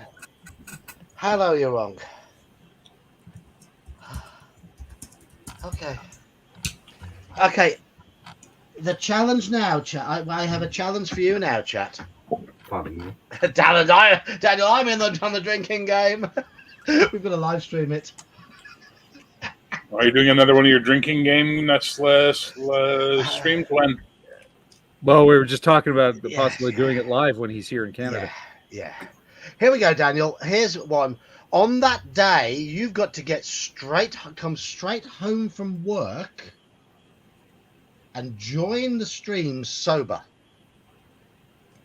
Because I know last time you were already pie-eyed when you joined the stream. And then you proceeded to drink the best part of half a bottle of vodka. And then he fell asleep on the stream. And then you fell asleep. Oh, he did that on my channel, guys. Veteran Grabbalocks got a membership. You're in the wrong chat, DK. Get over to the old Geeks. No, it's fine. It's absolutely fine. Don't be spending money on my channel. Fine. Spend money on his. It's his party tonight. I just want people to come over and say hi. Yeah. Come on. Here's the thing. I want to eat lots of maple syrup pancakes. I know they contain milk, I believe. I don't give a shit. Well, the pancakes will, but the maple syrup doesn't. Yeah. But I like pancakes, so I'm willing to put up with the pain, as long as you're willing to put up with the smell. I want to play There's in a no live ventilation game. down here, just so you know. I want to play in a live game at your table, Mhm. not at Clericon. I'm going to Clericon, so having lots of fun there. I want to eat some really good burgers. You know, a really good burger place. Yep. We don't have any really good burger places in Britain. Oh, We've got fake North American imports. Trust me, he's got plenty of burger places to choose from. I want to see Niagara Falls. I want to go up the CN Tower. Let's play some Drinking Quest as well. I think that's pretty much filled up the Yeah, that'll fill up the time. Yeah. So, Yeah. well, you're coming in on the Tuesday night. Yeah. You're going to be jet lagged as hell. If you can force yourself, I guess, to stay up midnight our time, then just sleep through Wednesday morning, you might hopefully, right it somewhat. Probably best off then doing Niagara Falls on the Thursday. Okay. That way you're a little more awake. CN Tower we can do. It's right in the sitting apartment. And I've got the guys for the AD&D game agreeing to do the Monday session. Brilliant. That's not a problem. Most of them are retired. Only one guy works. So it's an older crew. It's just, I guess, juggling when you want to do the CN Tower and when you want to do Niagara Falls. Niagara Falls is about a 2-hour drive from Toronto. How much does CN Tower cost now? I haven't been up since I was a kid. It's really expensive, eh? Like, be prepared for that, John. It was $20 to go up in the 90s. So yeah, it's not cheap now. So we're looking at about $50 roughly, probably. Probably, yeah. 200 if you want to do the thing where they tether you to the outside and walk around. No, you've already asked me that. No. I do not want to be tethered and dangled. No. Yeah, it'd make for great content. What are you on about? No, you're not gonna. I'm not gonna be dangled from no ridiculously high tower. Thank you, Doc Flamingo. You're a star, absolute star. And I'll pop once this comment's been up for a minute or so. I'll put Bear's subscription one up as well. In fact, I'm gonna look. I've done the jet lag thing, and I've been okay. But there was a reason for that. There will be a lot of people here who haven't heard my jet lag story. In 1997, in 1996, my best friend from school went to work down in London. He was an Oxford graduate. He got a good job. He met an Australian girl, a girl from Sydney, who was studying in London. And next thing we know, he was phoning around everybody saying, "I'm off to live in Sydney." He chased her over there. The next year, we all found out they were getting married. In February, March 97, there's no way I could have afforded it. It was a month's wages for me to fly to Australia at that time. No way I could afford that. And then at the end of the financial year, our company announced big profits, and we all got a bonus of almost exactly a month's wages. So I hastily arranged a ticket to go over there in the August, which is off season for Australia. So I got the ticket relatively cheap. It was about £700 the flight, including a stopover in Japan. And I flew from Heathrow to Osaka to Brisbane to Sydney. And the flight there was 13 hours to Osaka, 6 hours wandering around the airport, not knowing what time of day it was. I hadn't slept on the plane. Then 10 hours on a flight from Osaka to Brisbane, sat at the back of the plane with 2 Australian surfers, drinking strong Japanese lager and smoking. I then phoned my mate Mark up from Brisbane to say, Mark, I'm in Brisbane. Come and pick me up from Sydney in an hour and a half. Bear in mind, I hadn't even told him I was coming yet. So this was the first he heard I was visiting. All he said to me was, swear word, swear word, swear word. It's 6:30 in the morning, or something to that effect. I had no idea what time of day it was. He picked me up from the airport about 8:30. Drove back, and on the way back, I said, "Okay, so your wedding's in 4 days." And he was like, "Yeah." I said, "How was your stag party?" And he said, "I don't know." I said, "Oh, well, when is it then?" He looked at his watch and went, "About 4 hours from now." So I'd been awake for 30-something hours. I'd been drunk and sobered up, had taken off and landed, and taken off and landed, and taken off and landed, spent 6 hours wandering around a Japanese airport, not eaten much apart from airline food. And then we went on a 16-hour drinking session and got home roughly 6 o'clock in the morning. I managed that when I was 26 years old, though, so I'm 52 now.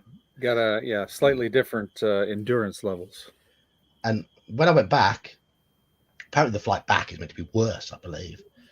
I played for a cricket team at the time, and I'd not made myself available to play cricket that Saturday because I got in the early hours of Saturday morning, so at 2 a.m, and I crashed out. And my phone rang at about 9 o'clock in the morning. John, we've only got 10 players. We know you've landed from Australia about 6 or 7 hours ago.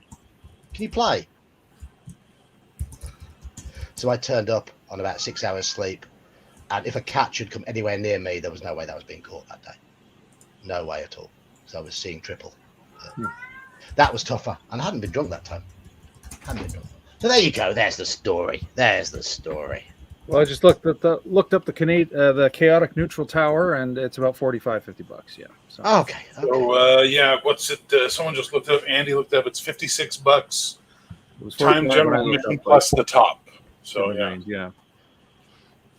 Okay. It's about $60 after taxes and everything. Well, you guys have the harmonized tax up there, right? Yep. So it's 15% overall, or is it 14% add? Yeah. 14. Yeah. Don't you add tax before you give a price? No, God, no. Why would we do that? That would make sense. No. You have your price, and then you got to add the tax. $63.84 should be how much it costs you. So about 30 quid, about 35 quid or something.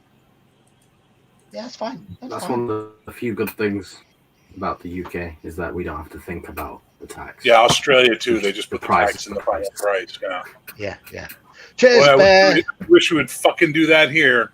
They did do that here until they brought in the GST. Not in Quebec. They never did it in Quebec. No, it was done in Ontario. Also, 14%. Well, fuck Ontario. Ours is 20%, but it's added on before the sale. Ours in Quebec, it's so we have two taxes in Quebec. We have the general sales tax, which is federal, and then we have the provincial sales tax, which is added on after they calculate the general sales tax. Yep. So it's a tax on a tax. Oh, good. Oh, yeah. Okay. So what's the total percentage? It's about 15% total. It's about 15% here. It's still less than ours. In Ontario, 14%. Yeah. Because with the harmonized sales tax and the provincial sales tax adds up to 14. What's the tipping culture like? Do I have to expect to be tipping? Yes, we tip here. 15% is the It's average. standard. Oh, 15%. Depending where you go, like fast food, no, nobody tips for fast No. food generally. A nice restaurant, you tip. A And what you do is you just look at the bill, look at the total of tax, tip that. Okay. Oh, right. Fair enough. That's fine. That's You fine. know, if they did really, really good, double the tax, tip that. Yeah. That's just the easiest way to do it.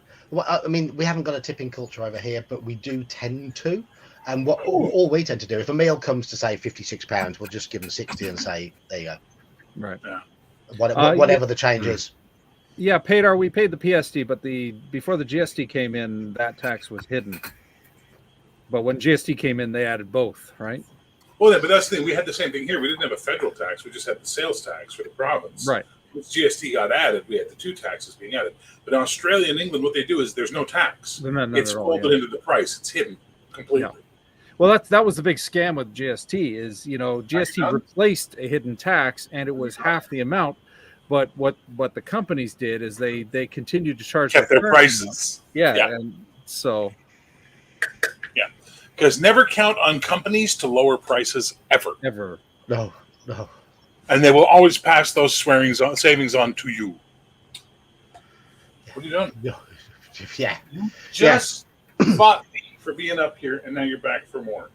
I mean, if someone's really good tipping, we might drop an extra tenner on a £50 or £60. No, I hate seeing obligatory gratuity. I fuck that fucking pisses me off. Yeah, I will not go a back lot to of places do that now. They put Yeah. the tip in the price. It's like, go fuck yourself. Yeah. Tipping is my choice. My answer to that is, why don't you pay your staff a good enough wage so they don't need it? No, because then they're never going to get the staff. that's my Plus, I'll opinion. tell you right now, career waiters and waitresses They prefer it. yeah. Because Okay. if they know how to hustle, they know how to make their extra $100 to $200 a night in tips. So they don't want that fucking shitty wage. They want to be able to hustle and get their tips. But does it keep prices down? No, God, no. There you go. We're dealing If with it about 40% inflation on everything right now in Canada. If it kept prices down, then fine. But if it doesn't keep prices down, See earlier comment about producers never lower prices. So, okay, look, here's how you need to understand it, John. We have a carbon tax in Canada at the federal level, okay? Right. So that hits them at the growth of the food, the transport of the food, the processing of the food, the transport of the processed food to the stores. Yeah. And guess who gets to pay all of that? The customer in the end. Yeah. Us. Yes. Because they just add it to their price moving forward. So our government sits around saying stupid shit like, well, inflation's only at 4%, except it compounds at every step of fucking production. So by the time we eat it, it's 20 to 40% inflation, And they don't get it. They just live in their little ivory tower, just thinking everything's fine. Cunts.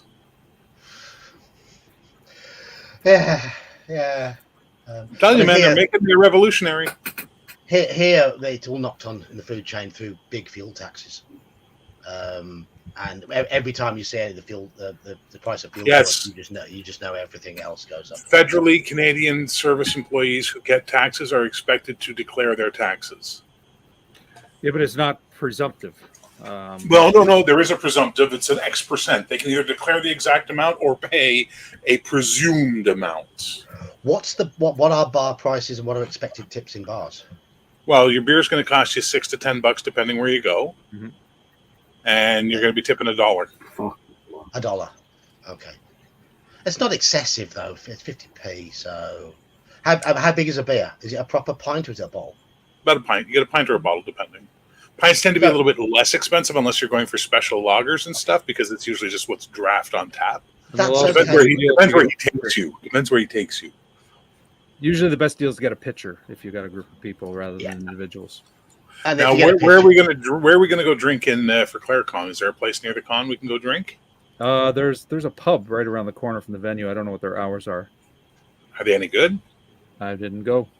Oh, you didn't go last year? No. Oh, well, I mean, I was gaming until past midnight, so. So over here, most places around where I am are £4 to £5. In London, you can be going a fair bit higher than that. Bloody hell. Are you serious? It's like £3, maybe £3.50 here? Yeah. They're cheaper when you go north. It's about, I'd say about £4 is the average. A Guinness is like £4.50. There's Well, I no think tipping culture here, so 5 pounds is probably about $8 or $9 here. So yeah, so yeah. comparable. Depends where, and it depends where you go, and it depends what beer you order, right? Yeah. Yeah. Now, you as a Brit, you don't want to be drinking our local bullshit. You know what I mean? You don't be drinking Molson X or Molson Canadian, going, "Oh, I had The a lovely local Canadian." mass-produced stuff, the local craft is good though. Yeah, that's good. I mean, I don't tend to consider lager to be beer, so Okay, well, we're not that up our own asses here, so you'll just have to have that, take that in stride. do you have any good ales? Depends where you are. Local ales, Depends where you are, again, yeah. microbreweries are the way to go. We have I'm tons a of good fan ones in Quebec. I'm a big fan of Mill Street. They're a local brewery. They do a lot of craft, and they do have an ale selection. So Oh, If you want to go national brand, Sleeman's, they were a craft brewery that managed to go national. Theirs are pretty good. okay. I think They're we know like where we're not the going. best, but they're pretty good. If we're in British Columbia, I'd be introducing you to Granville Island Pale Ale. Yeah, in a heartbeat, I'd be introducing you to that beauty.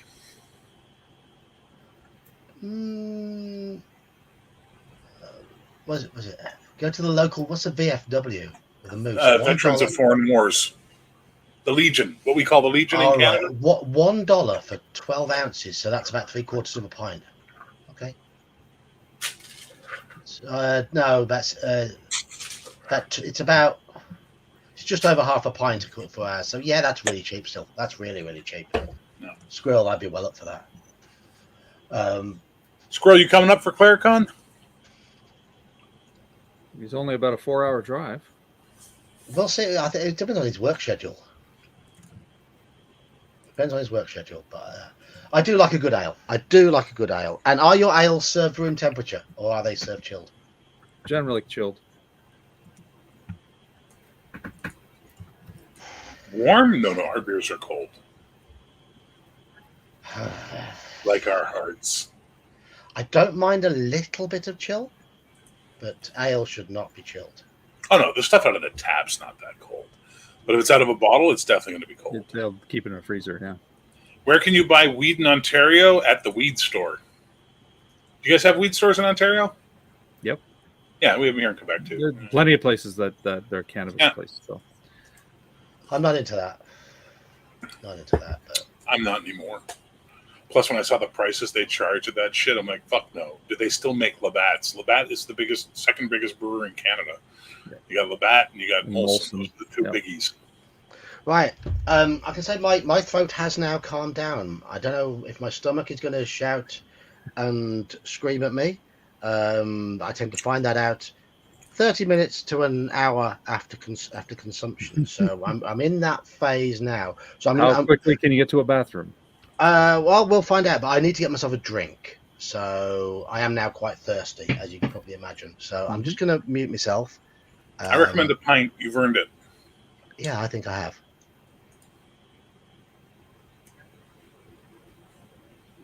He'd already muted. Yeah, I'm still saying for us, I still want us, if we can pull it off, to do an outing to the Mandarin in Mississauga or something. I mean, it's not impossible. Mississauga from ClareCon is probably about a 20-minute drive or so. Yeah, exactly. And it'd be kind of fun to have us all just go eat as much fucking Chinese food as we can. I think that the time to do that would be the Sunday evening because ClareCon will wrap at 5, right? Uh-huh. Depending on when you and Slan are going to drive home. That's up to Slan. I don't have any control over that. I imagine he wants to get home before so he can get to work Monday morning.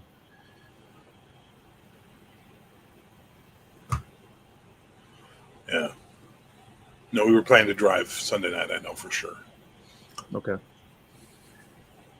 We don't have mellow yellow over here. Don't know what that is. I assume that's lemonade. In Canada, Mountain Dew. Mellow Yellow? I haven't seen Mellow Yellow since I was a Not in kid. a long time, no. I'm sure there are places have that might Mountain carry Dew it because here. they import it, but Are they called a pop or a soda? They're called a soft drink in Canada, sir. though people know what you mean when you say soda or pop, the Both. lingo is not unknown. But we say Yeah. soft drink in Canada. Soft drink, fizzy drink. Yeah. No, we they don't say say fizzy fizzy drink. drink. Pop, Say you'll soft hear. drink. Soft Pop, drink, you'll hear. soda. Pop, you'll hear. Soda and fizzy drink, not so much. Though, like you I said, think you know soda what people someone know what means you when mean. they You say say it. fizzy drink, they'll question you. Or they might beat you up for being gay. Oh, it's just a normal thing here in the UK. Why are you hitting him? He said a word we didn't understand. You know. Okay. Well, I assume the Mountain Dew they have in the UK is different to the one that they have in America anyway. Well, the United States has like 8 different blends of it. We only get the one. Yeah, Maybe. there's that. The standard green one. Yeah. So let's come up with some questions for John. He won't be able to hear us because his headset's off. Don't all speak at once. How many roads must the man walk down before he can call himself a man? It's a good one. Well, your market. Yeah, the answer is 12. I call it mixer. Funny. Even Cherry Mountain Dew is complete shit. Yes, well, most cherry drinks tend to be shit. No, oh God, no. Diet 7-Up Cherry is amazing. Absolutely amazing. I used to get it when I go to the States to do grocery You lost me runs. at diet, though. I tend to. Well, I'm a fucking diabetic, motherfucker, so quit showing off your pancreas privilege, okay? My pancreas privilege. Yeah. Your functional pancreas. I hope it's functional.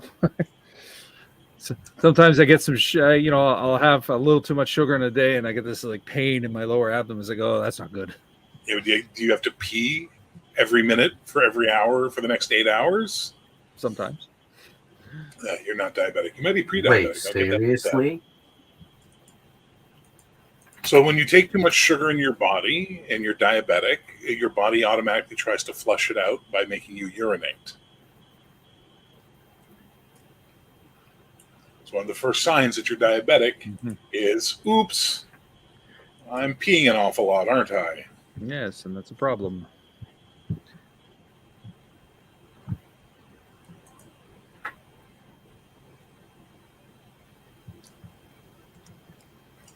Oh, John's been gone a long time.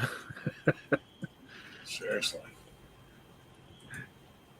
Starting to get worried. He got up, moved around, and then the stomach started churning, and he realized he had to go to the bathroom. Yeah, maybe, yeah. Oh, here he comes. Or that's the bathroom exploding, one or the other. It'd be even funnier if we could hear him. Just a loud, oh. Exactly. Well, there he is. Look at him. Yeah, if he forgot to mute himself.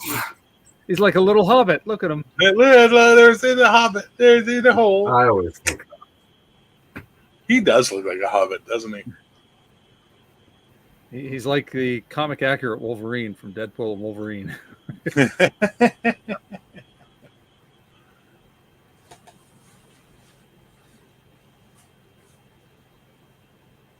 He's drinking shitty wine.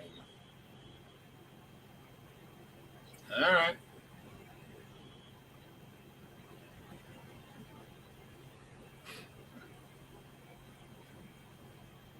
Muted. Unmuted. Have you behaved yourselves? Not at all. Okay. Why are you drinking girl drink and not drinking man beer? Because I haven't got any beers in the fridge. I haven't got any beers outside either. There's no beers in the house. Could you please not be like that and call it what it is? Beer. It's pluralized. Never. Unless it's multiple varieties of beers, it's a case of beer. I normally buy 4 or 6 packs of bottled ales, which are all different beers. Oh, really? That's why. Yeah, that's what I normally do. So. Yeah. It's the only time fishes, fruits, and beers are acceptable is when you're talking about a variety of types. If you're talking about a singular type as a group, it's fruit, fish, beer. Yeah, because normally I get one of those variety packs of ales. Nice. The supermarkets do them pretty cheaply.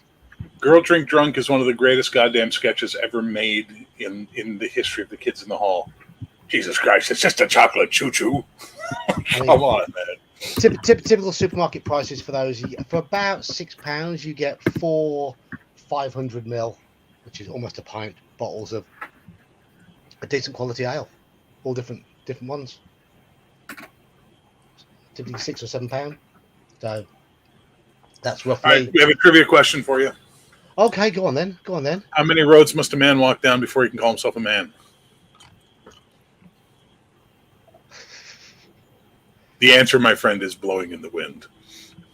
Well, my wind will be blowing soon. So. Well, you can keep your wind in England.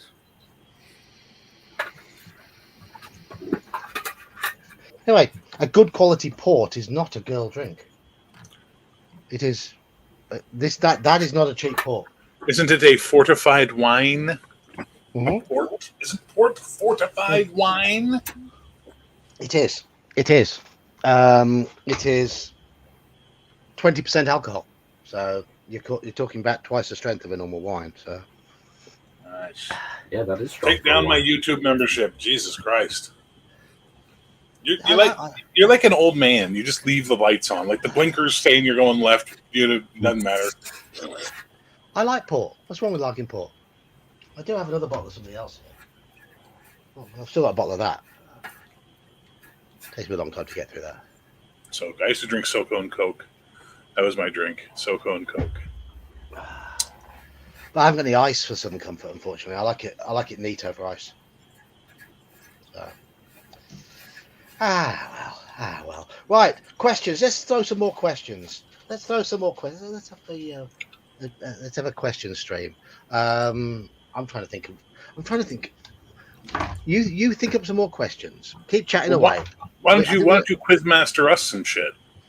I'm gonna come up with some more defending indefensibles. Oh, come on, man. Why don't you just ask questions? Why you gotta make us dance like monkeys? What's wrong with you? Because you're British. Never mind. Dance like monkeys. Because dancing monkeys are Because funny. we're fucking colonials. We get it. We're dancing just monkeys little are colony funny. bitches. Yeah. Hey, America, is it too late to have a revolution with these assholes? Can you guys give us some pointers? I think it's been done. How to get the fucking queen off our money? Well, now the king. You'll like him and you'll love him. No, we won't. We don't. No, we they're gonna put his face on the 20, and they got to add fold out for his ears. He's all right. He's an idiot. He's okay. He's better now. He's there better was now. a real nice long run where the queen was clearly not going to let him take over the throne, and that's why she refused to die. She was just waiting for like William to be the one to take it over, and then William kind of did William. This monkey's gone to heaven. Good track that is. It's off Doolittle Pixies. Yeah. Good album. We're talking about the UK King now. Yeah, why not? Why not talk about the UK King? Canada should annex America. Why? We don't want it. We've already done that. Haven't you seen the Canadian conspiracy? Charles is a better king than he was a prince. I'll say that. Lauren Green card. I think Charles is a better. He wasn't a great prince, but I think he's a better king. Freddie Mercury is not on our money, but Leonard Nimoy is. But no, I think William will be a good king. I think he's the one that most of us here want. I always loved there's a group in England of people that are doing a petition to get him to change his name to Arthur when he becomes king. So we have a King Arthur. Yeah, Arthur II basically was the idea. Though he would be the first in the way the naming goes, but it'd be kind of fun. I'm like, that's interesting. We haven't had a real King Arthur. He's a legendary king. King. Yeah, you've never had a king named Arthur, exactly, other than the legend. Other than the legend, yeah. So it would be a real thing. Because kings, when you become king, you're allowed to change your name, right? That's one of the things they've always been allowed to do. So it'd be really cool if he changed his name to Arthur. For example, King Albert changed his name to King George VI.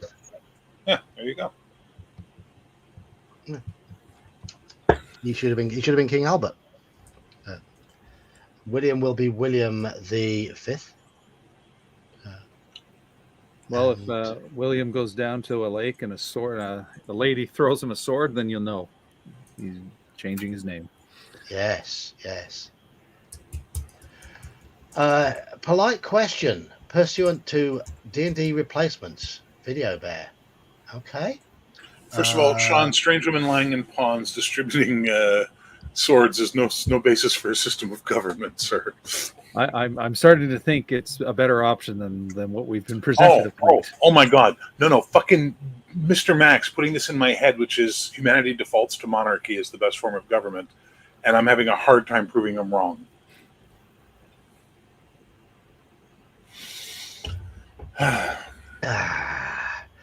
X Gnard Prime is referring to your recent video, Bear. I'm sorry, what? He's asking you about your anti-D&D rhetoric. My anti-D&D rhetoric?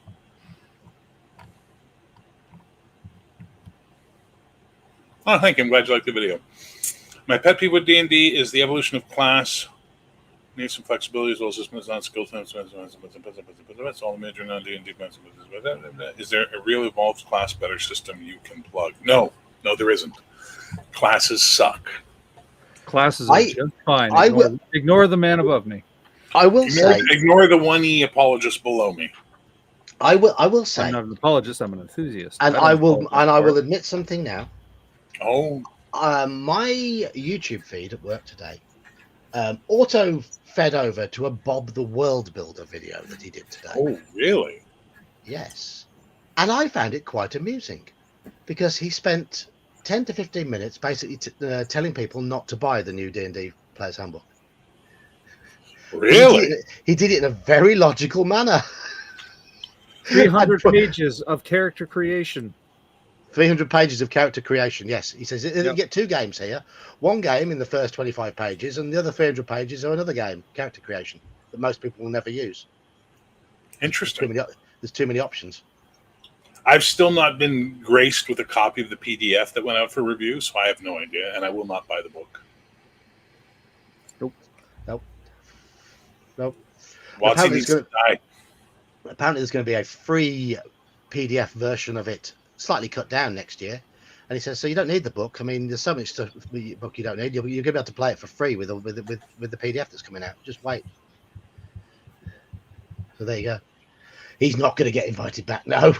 No. You know what? I think I'm going to go subscribe to Bob the World Builder now because he had the balls to stand up and say, fuck you, Watsy, where the rest of them are all kissing Watsy's ass as hard as they can right now. Yeah. Good on him. Fair play. Yeah. So, well done, Bob World Builder. Yeah, Watsy have really, really annoyed a lot of YouTube. A lot of their YouTube promoters. Well, that whole bit with the copyright strikes was hysterical. Oh my God, and it was clearly a mistake. It wasn't some malevolent evil plot. It's just like, how dumb can you be, right? Yeah. Tell your lawyers, don't copyright strike the people who are reviewing our product. Your lawyers should know this. Seriously. It's crazy. Everybody, by the way, in my stream, I've posted the link a couple of times for Ye Old Geek stream. If you want to participate and talk with everybody, I'm going to throw it up again. Come on over here. Migrate over to his channel. Here's the link. And join us here so everybody in the chat can talk to each other and see each other. Because while we in StreamYard see both channels' chats, the chats don't see each other. Mm-hmm. My Monday night group play multiple games of 5e every week. They like 5e. They enjoy it. Three of them are now running games of 5e. 4 of them actually, because one of them broke off with another group, and none of them are buying the new version. Not one of them. I don't watch any Ginny D at all. Yeah, I can't. And over here in Britain, we'd call her Ginny Die anyway, which would probably annoy her. The problem with her is when she gives advice, it's like, okay, you know nothing. You know. Yeah. I remember one of her earliest videos. I've been playing D&D for 6 months, and now I'm qualified to tell you how to play. It's like, no.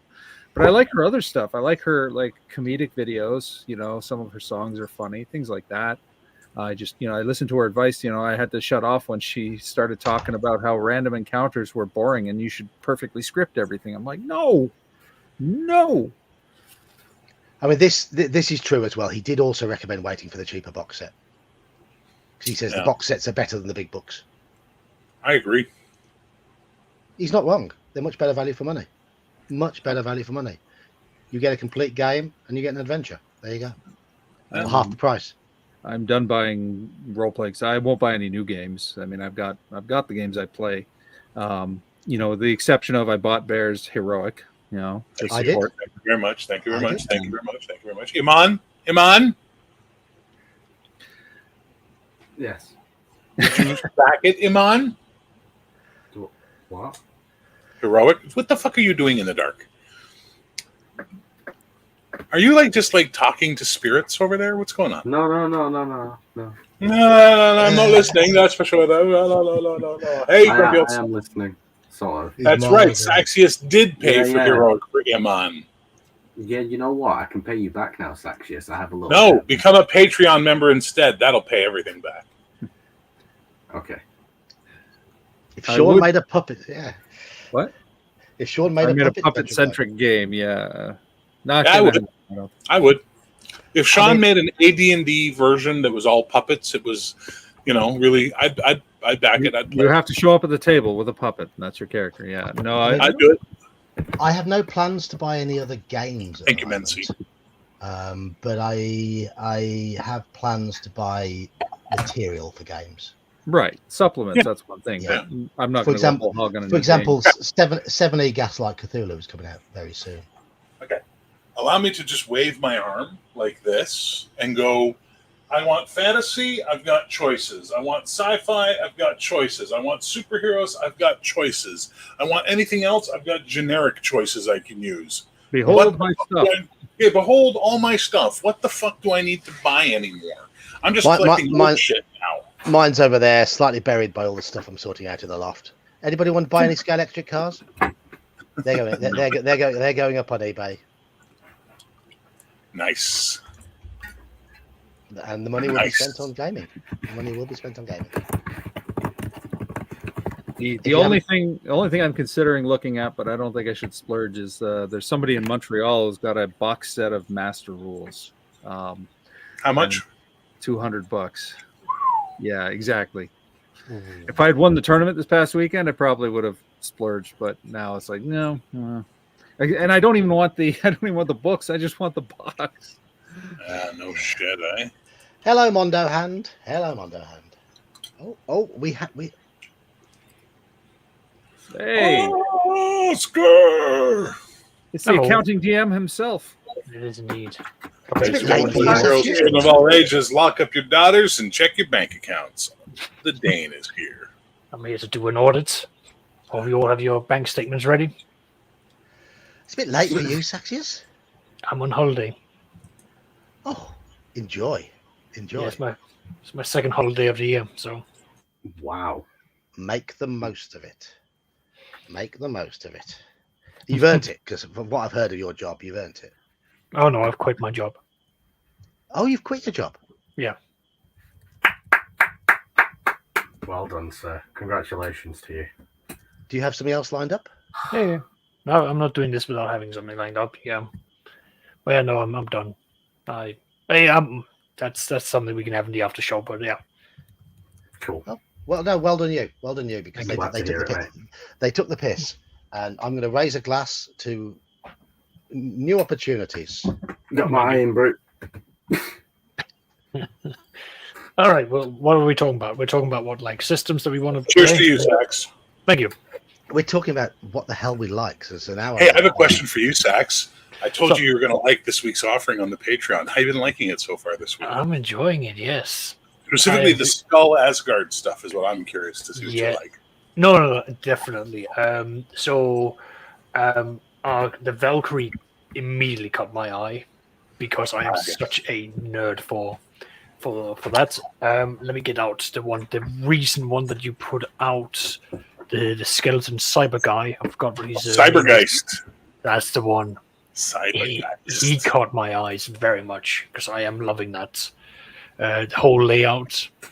Yeah, that was definitely. So yeah, no, I'm loving that. I'm loving the whole like pseudo Hydra setup that's going on with Skull and all of the other ones. This is awesome. I gotta find a writer to rewrite the Skull source book because sadly the original writer has passed away. Yes. But I do want to bring out the Skull source book for Heroic, and I just got to find a writer that I can work with and get him to just fix it up for me. No, definitely. I'm also really enjoying what you are bringing out now, because you are now bringing out the whole karma system, and how the callings are being brought forward. Oh yeah, anytime a character has a new calling that isn't in the game, I give you the code triggers for it as well, the karma triggers. Well, I'm just putting you two in a room together. Thank you. You know what? Don't be jealous, you old bitch. Yes, salty old strumpet. But I also think that my one shot, my real life group that they pointed out they really liked, because it made the formatting of the characters are really easy to read. Having the karma triggers right there in front of them, it makes it so very easy for them to sort of like go through and basically go like, okay, this is what the character is about, blah blah blah. Yeah. And for my one shot, all I had to do is just put up the name, the pictures of the characters, and they were already fighting over who got to play who. Nice. I'm glad you're having fun. All right, we'll stop talking about my shit, John. I apologize. That's quite all right. You talk. We need to promote it some more. Everyone else, go sign up for the Patreon. I mean, I bought your shit. Ideas for our campaign. Yes, you did, and I really appreciate that. By the way, John. Yeah. Sorry, what's that, man? You getting some ideas for our campaign? Yeah, but I'm locking myself in for what I've already set up. But I've got ideas for what's going to be coming after. Good man. So, More evil anyway, DMing. No, we need to keep you on your toes. Need to kill some characters. That's the way to go forward. We're still on about like games that we like. Yeah, well, don't we normally talk about games we like? I mean, we have digs at things we don't like. You've got to do that occasionally, but mostly on this channel we talk about things we do like, and that's. Well, it's funny though, because the recent stream from Bear, I believe it was, where low fantasy gaming was mentioned. That's something that caught my eyes, because I had been looking at that from a distance, going, "Can I? Shouldn't I? What have you?"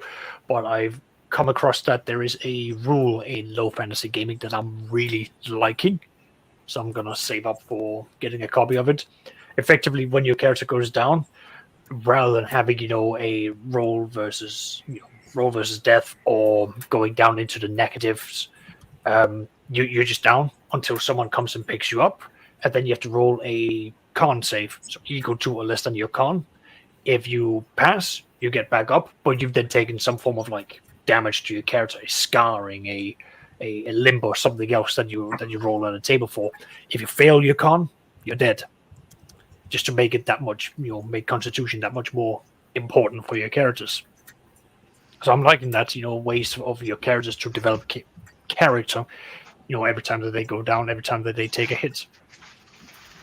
And there are also the ideas that you can, when you do an attack, you can then follow that up with a combat maneuver, like doing a quick 5-foot step, disarming an enemy, knocking them back, moving them around.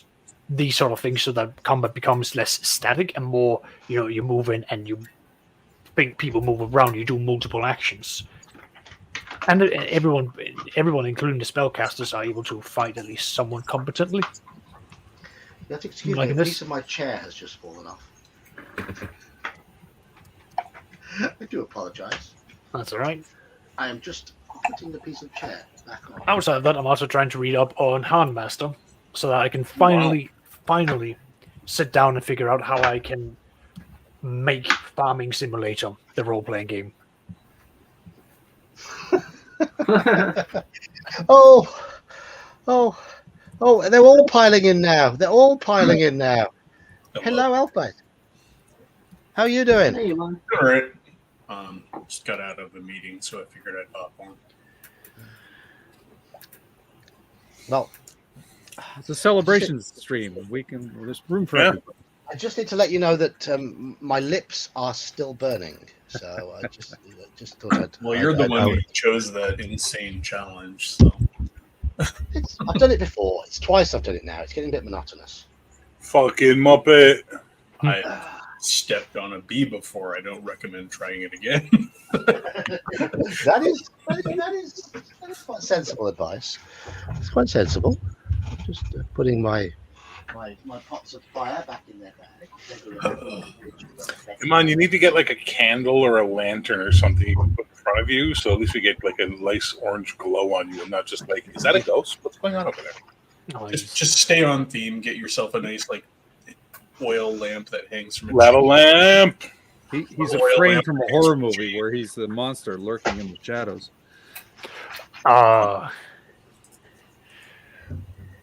You're giving Saxus more ideas. But I'm not gonna lie. I am running with my 5th edition game with milestones.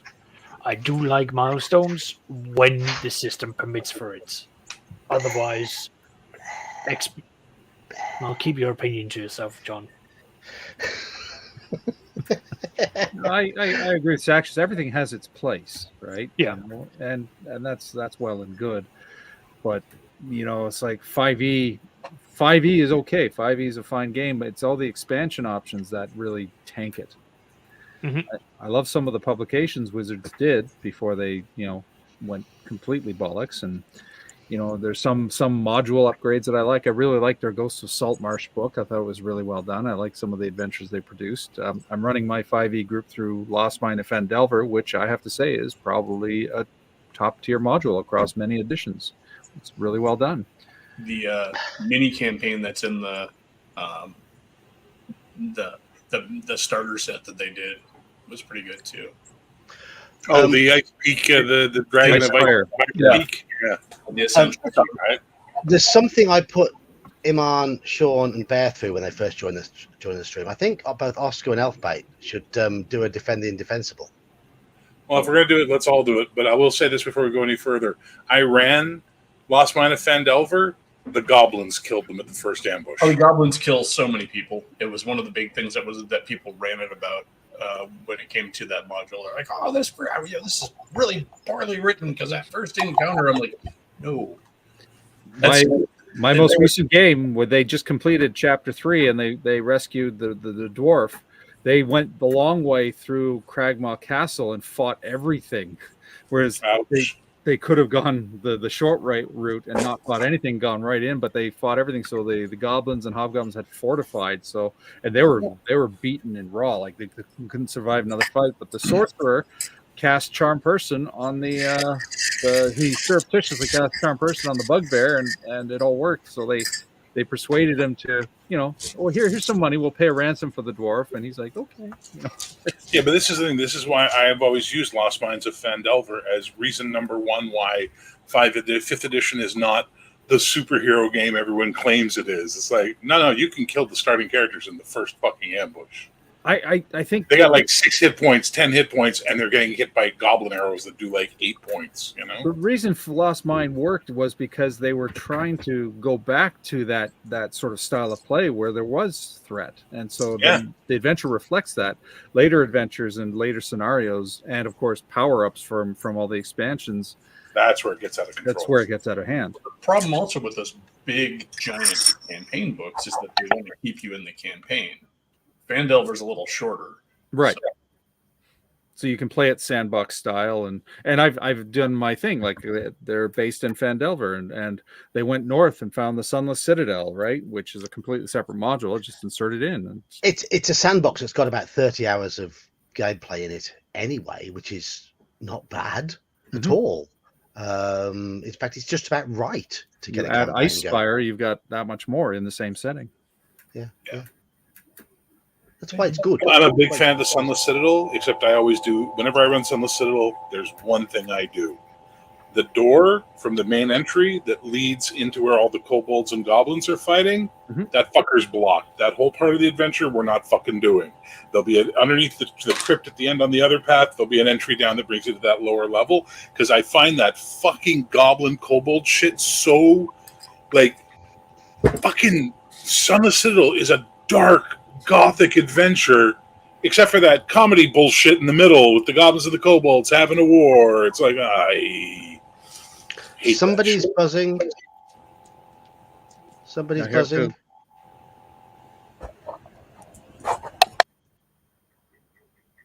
I don't hear it now. Don't hear it. I think it might have been Oscar. You hear it now? No, it's still there. I don't hear it. Let me go out. It's me. Let me go out and come back. Okay. But no, I was going to throw a defending defensible question at both of you two, but I saw it from Eli not really wanting. Well, I'm still at work, so it's kind of hard. My attention is divided. So I mean, it would only be 30 seconds of your question would be gamers should never be allowed to grow beards. you did that one last time. Did I? Yeah, the last time you threw that at me. Okay. And for Saxius, it was going to be, I would rather slice off my testicles with a rusty knife than open another spreadsheet. If that's what you would do to yourself, I mean, But no, that's what you'd have to defend. You'd have to defend that statement. I think you quite happily slice off your testicles. it's quite simple. I'm not looking to have kids, therefore.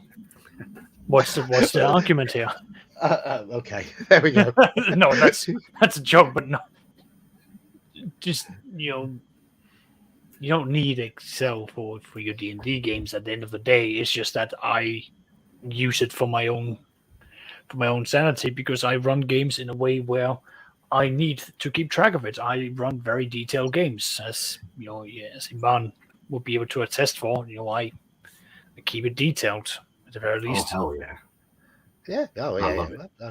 I mean, it was just idea for silly things to defend. I mean, Sean had to rant about Keep on the Borderlands and Bear. I had to pretend I hated Call of Cthulhu. Which you managed to do for about 10 seconds. Yeah. Yeah. 15. I mean, come on. But no. So let's go over to chat. Chat. That's what Pedar. That's why I didn't say Excel. That's why I just said spreadsheet. I Campaigns just and want to say, conquest. chat have said a lot of creative things about this get-up. I appreciate all of it. Thank you. Whatever you think, let it be. About your dark opium den. Yes. Oh. Yeah. It does look like a dodgy opium den. I will say that. You have no mic now. It's literally just 2 meters by 1 meter. You know what I mean? It's just a tiny little space. Say something, Bear. I said, can you hear it now? Oh, there it is. Okay, Now we now, can. yeah. We could Hear not. you and no buzz. No, No, buzz. Saxus heard me because he went, no. You guys just weren't listening. Oh. No, I literally saw your lips move and no sound came out. So Yeah, same. Saxus, you're a lip reader. Tell them the truth. I couldn't hear you either, so that's why I went, Liar. poking into my headset. And there is now no buzzing. There is now no buzzing. Yay! No buzzing. Yay. Huzzah, I'm gonna build huzzah. that. Halakar, you've missed nothing. We don't. There's nothing good coming out of this stream whatsoever. I got a question for you guys on the panel. Go on then. My heroic Friday night game has just tanked. We've missed like 8 sessions in a row, and again, one of the players can't make it, so I'm pulling the plug. I'm like, the momentum's gone. I can't run this game anymore. It's been 2.5 months since we've had a fucking session, right? Like, I mean, some of that was me taking some time off, but also some of that has been, since I stopped taking time off, we can't coordinate a goddamn session where everybody can show up. What should I run instead? Because I'm now committed to running games every Friday night. No, like, I'll put together whatever groups I have, but I'm running games every Friday night. What should I run? What do you want to run? I don't know. I'm asking for input. I'm asking for suggestions. Sure, I keep on hearing that you run Cyberpunk for you. Why not throw that together? Since it sounds like you really like that. Maybe. No, I'm just. No. I'm saying maybe. You're maybe. Like, it's food for thought, because when I run Cyberpunk, I do not give a fuck about the players. Good. why not run a second Bare Bones game congruent with the one? No, I just want to run one. I don't want to run 2 Bare Bones. No. Will it be a stream game or will it just be a streamed? It'd be streamed. It'd be a Friday night stream. Friday night's gonna be my game stream nights. Tuesday nights I'm playing in Cody's game, and every other Monday I've got my regular West game, and then I have the Codex Albana once a month with you guys. I would like to see you run a horror game of some sort. Horror doesn't work on stream, man. Who says? I say. I clearly just said. Clearly the words just came out of my mouth. Okay. Well, maybe you should run a Dungeons and Dragons game. Maybe you should eat a bag of dicks. Only after you run a Dungeons and Dragons game. That might be a challenge worth accepting. That's an interesting bet. Yeah. You done? Yes. And you have to run it right with dungeons. Oh. All right, Beans is going to hopefully hang out for a bit and not be an asshole. I don't know. I got to think about it, but I got to run something. I'm not going to. What about a Deadlands game? Game of Thrones. What's something that you love to run that you haven't run recently? That's a good point. That's a very good one. question. That's a good one. Very good question. Yeah. I should stop looking at my Warhammer books. I'd say nothing. Like, I've run everything I wanted to run this year. The past year, I've run Star Trek. I've run my fantasy setting. I've run Heroic. You know, it's been pretty good. Yeah. Whatever system you run, it should use lots of D12s. That was actually, you know, when you said I was changing the question. Yeah. My original question, the original Defend the Indefensible for you was the D12 is the greatest. It should be used in every game for all roles. Yeah, the D12 is the greatest die in all of creation because it is the only one that is not a platonic solid. Therefore, it does not have any problems. It's its own thing. And as a result of that, it is absolutely perfect. Everything we do is based on 12s, 12 months in the year, 12-hour-and-a-half day. 12 is a very, very primal number for you. Shut up, I'm doing it. I'm doing it. Shut up. It's a really good game. And if you add two of them, if you have two D12s, oh my God, that's like 24 hours of gaming fun right there in two rolls. It's so good. And then think about this. What do military people say? On your 6, at your 10, things like that. The 12 is programmed into our brains. So you can also take the die and translate it into a miniatures battle grid based on 12 o'clock. It's so fucking perfect. It is the greatest goddamn thing ever. I don't know why D&D wastes time with the D20. D20s are for babies. D12s are for badasses. There, you happy now, John? Yeah. Someone's talking about Witcher. What have you got Witcher? Except for it was spelled with an H, so it makes it sound like a role-playing game of decision-making. Witcher. Witcher. Witcher. Weather. Witcher weather. Okay. Why? I don't have Witcher. He does. Sax has Witcher. Okay. All right. Or is it a secret the PDF? Let's play Witcher. Whipped cream. Cool whip. Cool whip. Witcher. I do recommend if you run Witcher, make it very clear that you're only going to have one Witcher throughout the entire campaign or something of that equivalent, because you should not be having Witchers running around like they're, throwaway candy or tin. So that's it's based on the books more than the show, obviously, right? No, actually, it's based more on the video game than it's based on the books. Oh, interesting. But I don't you know will. the books or the video game well enough. No, you don't need to. Like it goes through a good chunk of the lore in here, which is then also reflected from the video games. What they basically say in the book is that they have picked a very specific time era where the writer has written nothing. That it is open for you to go and do what you want, and it makes it easier for a game master to basically. So Nilfgaard are a bunch of nobodies currently then in that setting, right? Isn't that the whole point? Is like Nilfgaard were a joke, and then suddenly they become holy hell in the books. Yeah. Absolutely, it's a rising thing. Like the entire beliefs that they've got, on their setup is just basically a joke. I think specifically the book is set between Witcher 2 and Witcher 3, which means that Nilfgaard is rising up, but you've got like several decades where you could just put it wherever. You can be at the very beginning or you can be at the very end. I like to go towards the end because that means that Nilfgaard has risen up to be a southern power.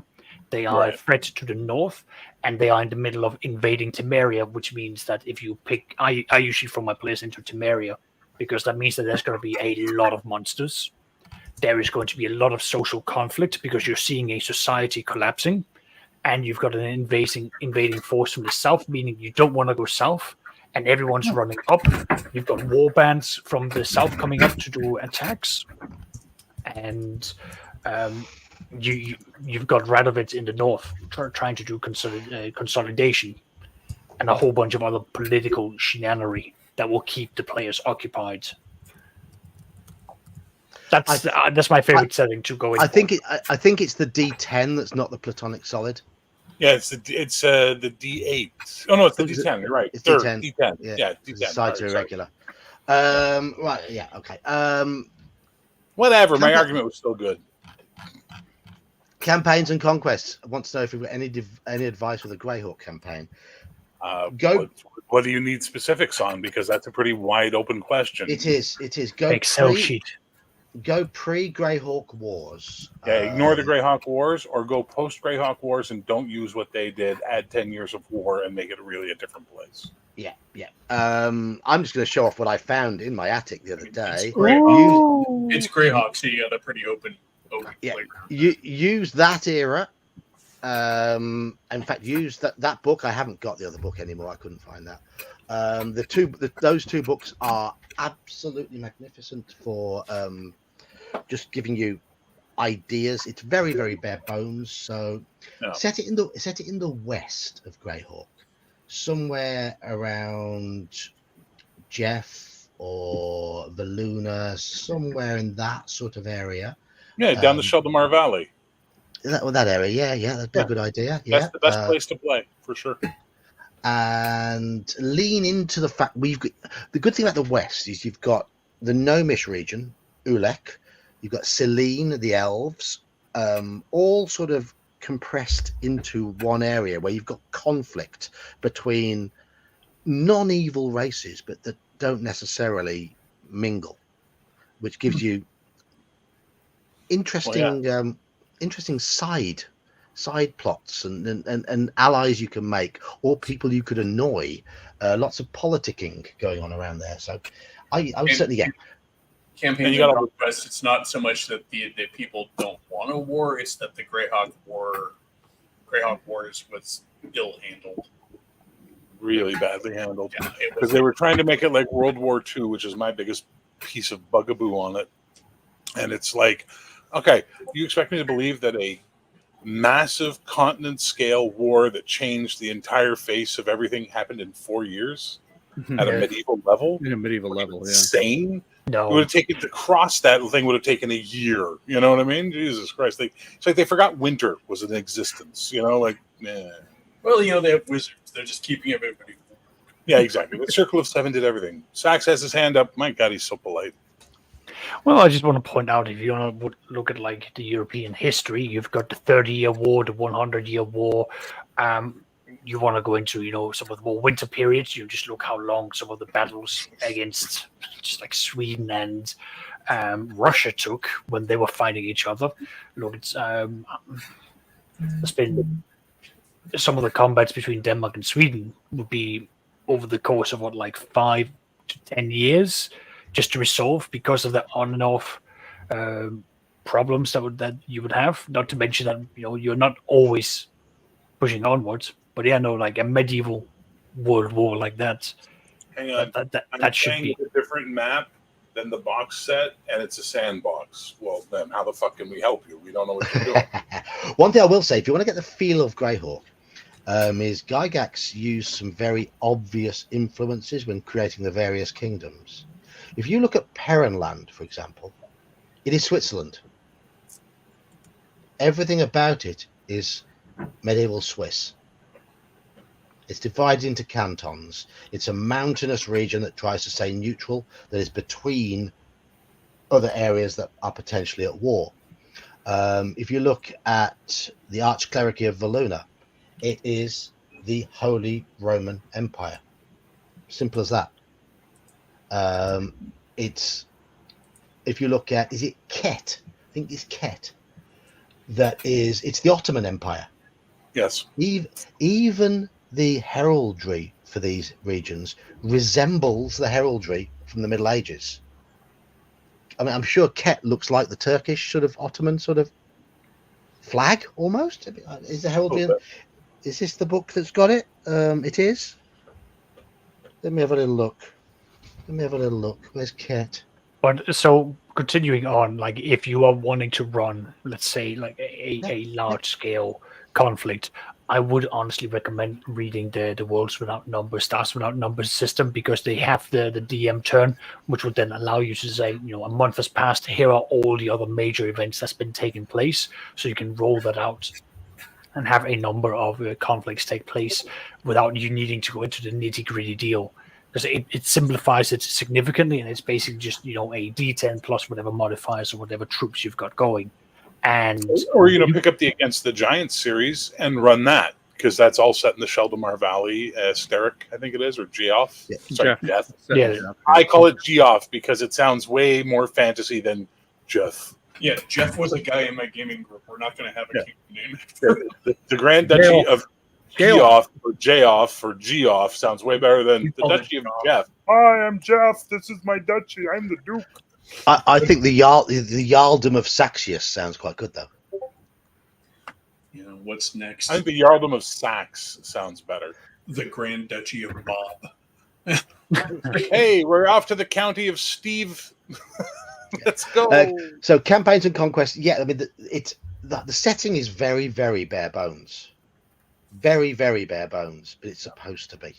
You're supposed to fill in the details. And there's a lot of gives him a good piece of advice there. Go to the Greyhawk Grognard's channel and learn. Yes. And yes. go to there's a Greyhawk blog, really good one.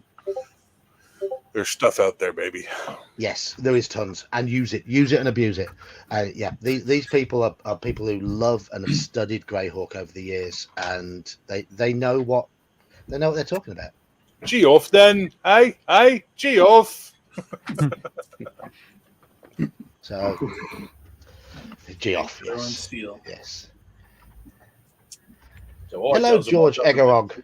That's all I says. Gee, I mean, you can do. I'm quite jealous when somebody has a name that you can arrange into making it sound good. George Egorog is a great name. And Egorog is obviously it's an anagram of George. No, it's not. Yeah, it is. It is? G-O-R. Yeah, it's an anagram. Yeah, it's not. It's not a. Sorry, what's the one I'm thinking of? You're thinking Palindrome. palindrome. Yeah. It's not a palindrome. It's an anagram. Yeah. Your stupid words. I mean, try and make something really cool. My first name is Jonathan. Try and make something really cool. An anagram of Jonathan. It's impossible. Janothon.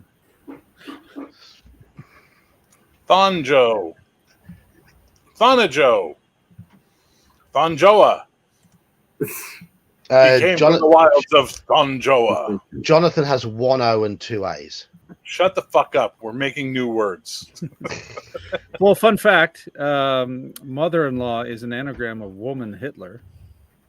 Hey. Oh yeah, that is true. Yeah.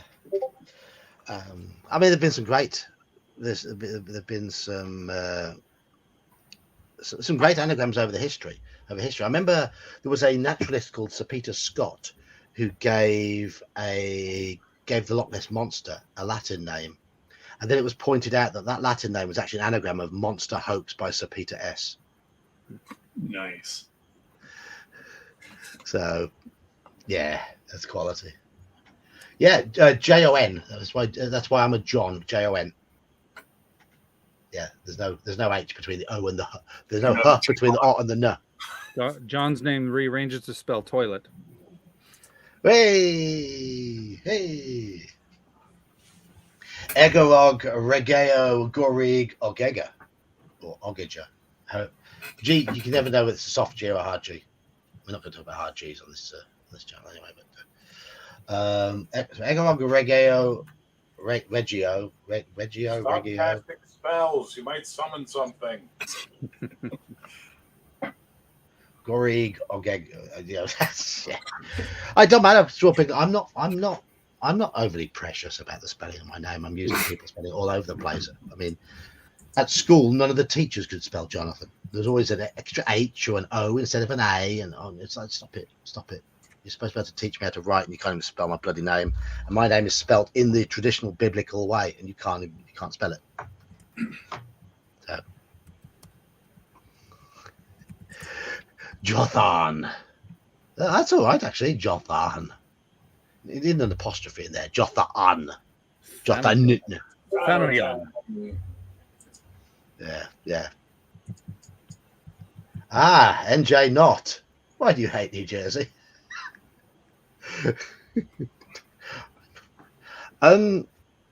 Because the New England Patriots play in New Jersey, I believe. Or do they?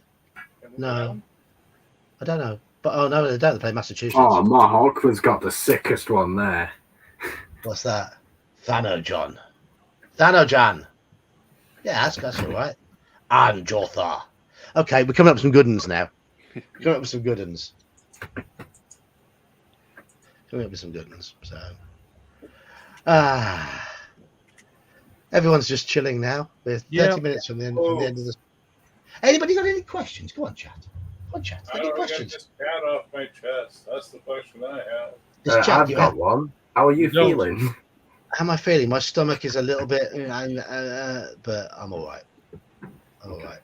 I think I've got over the worst of it.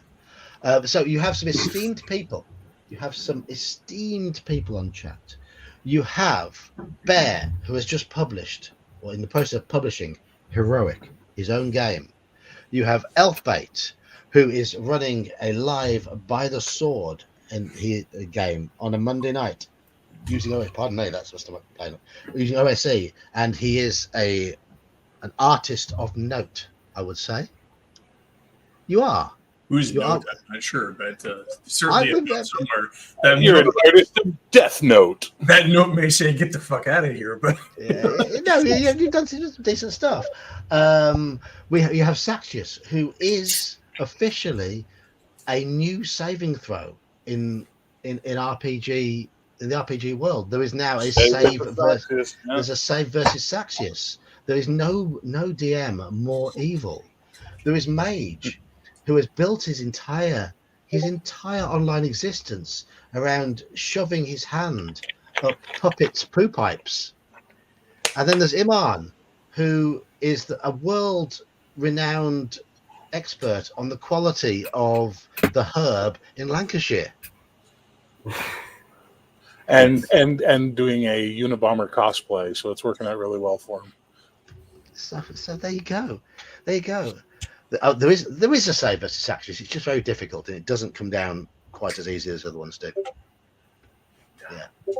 So, any questions based on what I've just said? Whether you want to know whether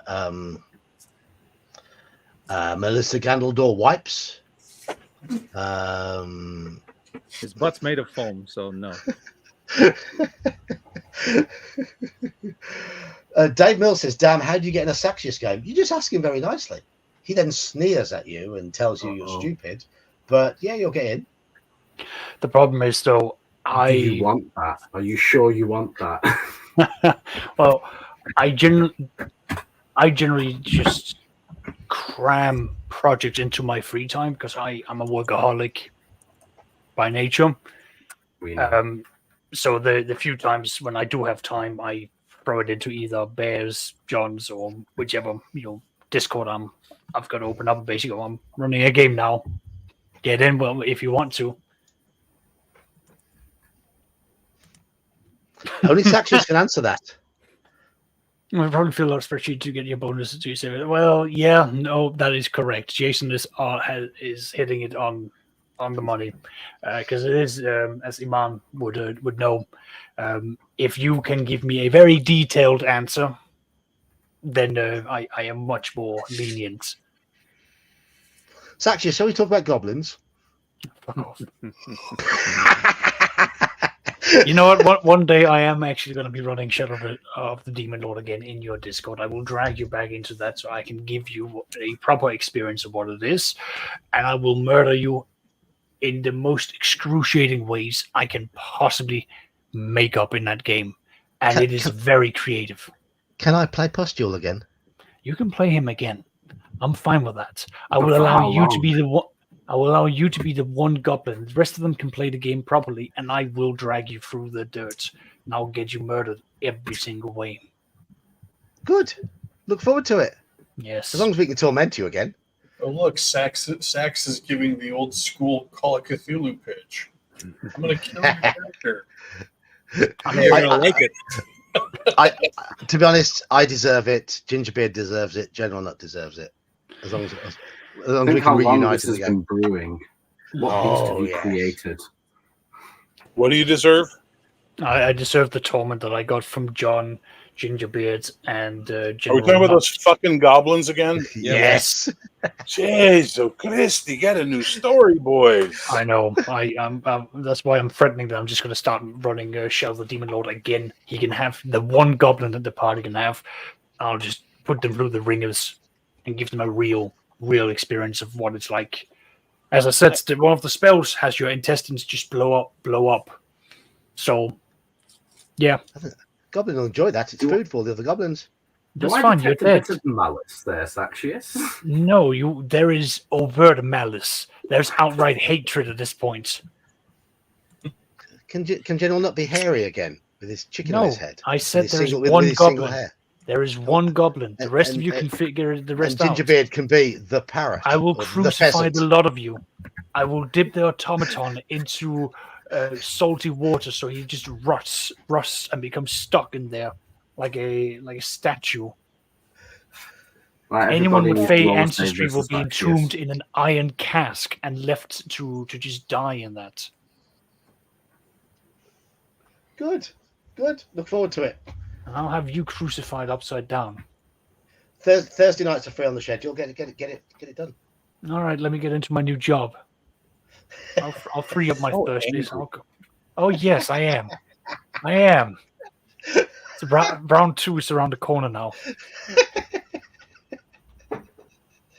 That's a note to potential campaigns and conquests. Do not let your players play an all-goblin party in your Greyhawk game. Yeah, but I'm gonna Greyhawk Nilbog goblins. party. Nilbogs, yes. Play a turtle who likes to rage really slowly.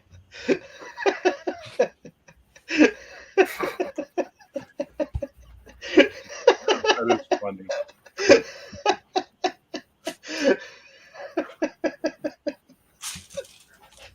I warn you. Now you've gone and done it. If my goblin's in that game, can he have General Nut's sleeping bag? No, Okay. no. Just move on, John. We're not talking about this anymore. When we can bring this back up when I've freed up the time and we're making another, Thursday game. Basically, for those in chat who don't know, I'm a No. 52-year-old. I'm a 52-year-old with a sense of humor of a 12-year-old. So Clearly, Gamera is friend to all children, Mar Hockman. who's So Gamera? does that mean Who's that Gamera? you'll be Gamera's taking the it out? giant turtle that was a Godzilla knockoff series. Turtle Kaiju. Saxius, does that mean you'll be taking out your frustrations on them on Thursday and then you'll be nice to us on Friday? No. Nice. You is see, in the vocabulary. Thursday will be me just enjoying the torturing John again. And then Friday will then be me enjoying just beating you and the rest of the group against brick walls. Because you're superheroes, you can take it. Sounds fun. You never. What do you mean that again? I mean, you never tortured us the first time. I should. Well, Try. I would definitely say I went out of my way to try and kill you in every possible way. And failed. My dice failed, and you. All right, it's on. It's on. That's it. You've done it. It's on. Right. Okay. He was just out We'll. for tears. Now he's out for blood. Sean, when I play in the game over in at your place, the Which one? the Night Below game, Okay. Will I be coming in as a level 1/1 character? Or No, a level no. For 1 guest character? players, I usually make them on par with the players because, if you were coming in permanently, that'd be different. You start like everybody else. But for a guest, it's like there's no point in putting you back at the beginning. And this group is in the level 6 to 7 range now, right? So just tell me what kind of character you want to play, and I'll have a pre-gen done. You know the way my brain's working at the moment after just baiting Saxius. Sorry, I missed that part. What was that? No, Sean, just say no. Just say no to me. Just say no. You can't play a goblin. No, you can't play Goblin. You have to play the AD&D classes. I But know. the other restriction for this group is you got to be good. There's 2 Okay. paladins in the group, so My God, playing good, and you playing that goblin, John. Please, you were just morally bankrupt. He believed he was doing good. You were just on a roller coaster straight into the dark void of evil. Has John ever played a likable character? No, Yes. was I there? No. There we go. I've played plenty of likable characters. You sure? I don't know. I liked the way he played the farmer in my Call of Cthulhu game. Were you the farmer or the truck driver? You're the truck driver. Weren't I was the trucker, yeah. you? Yeah, he played him good. He was a dumb Bigfoot conspiracy guy, and he played him well. Yeah. Oh well, then I stand answered on my question. Thank you. Sean really played his character good in that one. I really enjoyed him. which Really which one? to the police. Oh, you Call of Cthulhu, right? Yeah, that one shot. I don't run that again. I've refined it based on on that first playthrough. But no, The dice were crazy on that one. How you had this indestructible monster who couldn't stand up to us. We just kept owning it. well, that and I gave you realistic equipment for what a modern day sheriff would have, and that made you near impossible for that monster to kill because you had body armor.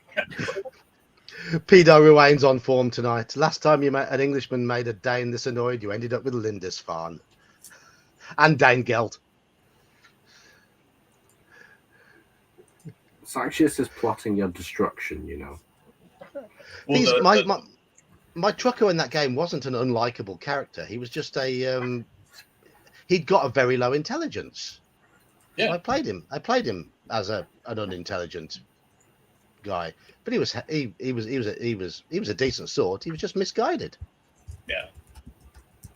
And he survived.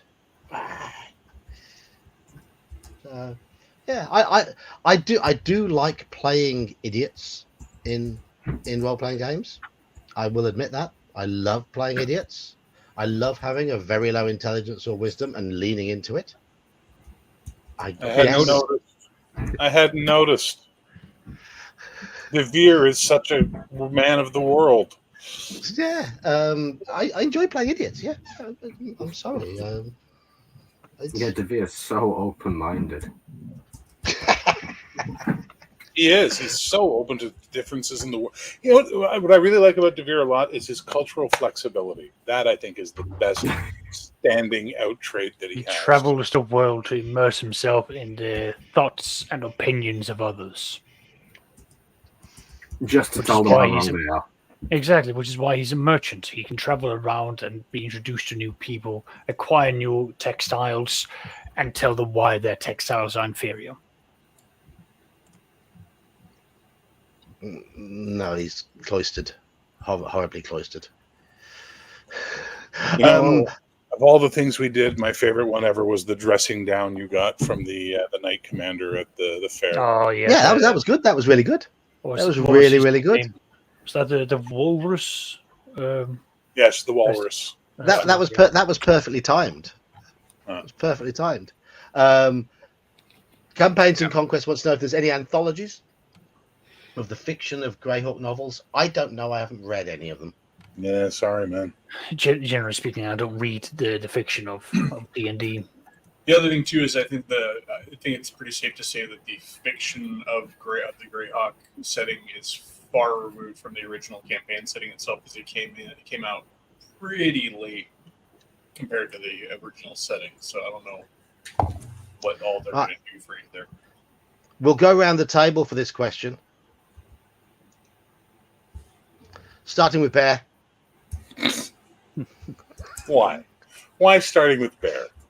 Because your answer is going to be probably quite straightforward. Do y'all prefer class or skill-based games? Does it change based on the setting, fantasy, sci-fi, or does it not matter to me? I fucking am done with class-based systems. Give me skill-based systems. Thank you. And yes, it doesn't matter if it's fantasy or superheroes or sci-fi. I just prefer it now. Elfbite? I prefer classless or skill-based systems. And the reason I say classless is that you have games like Marvel, for example, which have no class. They're neither really classed or skill based. But no, I do prefer skill based systems just because I like the openness and the freedom of them.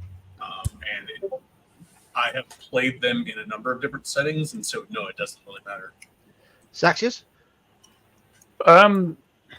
I'm opening my view to skill-based games. I'm definitely seeing the merits of them, but I would say that class systems are my default go-to because I like having, sort of like everyone being within certain lanes and everyone having, what they are progressing towards. But that's me. I'm a control freak. Mage? Well, I was going to say I'm indifferent. It's depending on the game. But since Bear doubled down so hard on skill, I have to go the opposite and say, no, class all the way. Well, given what you play. This is a rivalry that only exists in your mind, by the way, Sean. No, I'm indifferent. Like, whatever the game is designed around, right? Like, I'm not going to try to shoehorn one into the other. I play D&D. It's class-based. That's fine. If you... gave me a skill-based game, I'd figure that out. I don't care. So long as there's a flow to it for the game that I'm playing. Iman? Skill-based. I feel like class-based is like pigeonholing you to be a certain way or have certain skills, and it's like skill-based system just a bit more open, For me, I like the teamwork that Niche Protection promotes. For a heroic fantasy game, I prefer class-based.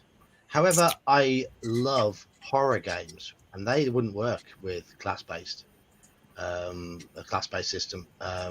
So you couldn't play with the victim.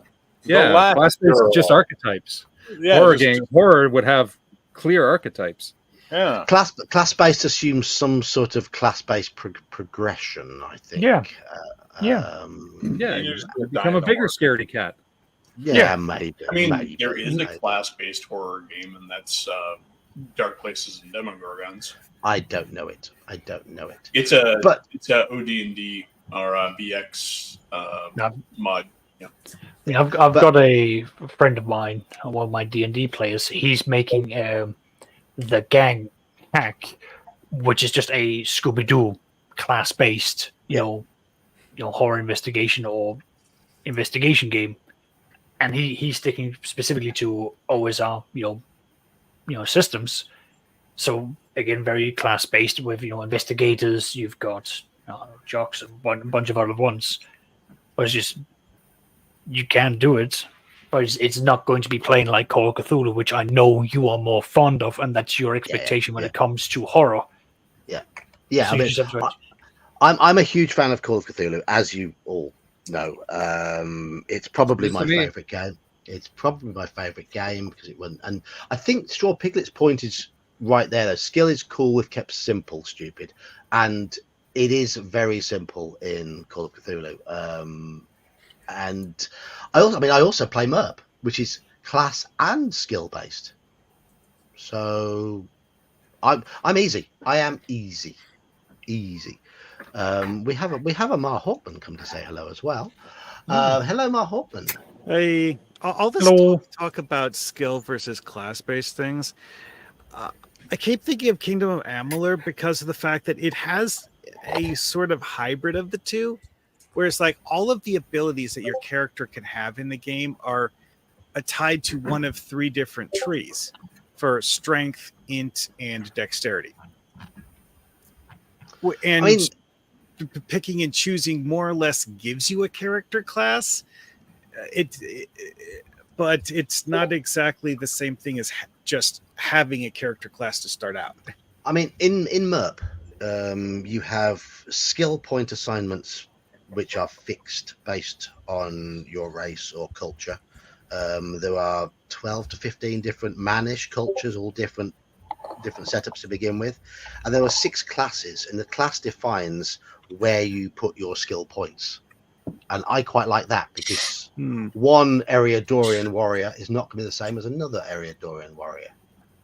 Because the player has the choice of where they put their skill points. Yeah. A warrior gets 5 points to put at each level, gets 5 points to put in weapon skills, but no points to put in spell skills, whereas a mage is the opposite way round. So, but you can transfer points between categories at a cost. So you've got that. You have got the flexibility to create your own your own character, pretty much how you want that character to be, but it is both class and skill based, and it works fine. Fine. Yeah, it's like trying out the one in Kingdom of Amalur is just one of those things that I had never thought of doing it that way until I actually saw it in action and liked it. But it's like the key thing with it to remember is that you're not just assigning skills to categories. How you spend the skill points gives you access to what are essentially character class perks. Okay. So it's rather than classes unlocking the skills with MERP, it's the other way around. Skills unlock the class. Yeah, it's like you spend 10 points in strength and 10 points in dex, and then you get a hybrid strength dex character class ability. Right. Okay. I can see how that works. I can see. The Paul Morgan would like to know if any of us have played Delta Green. No. I haven't.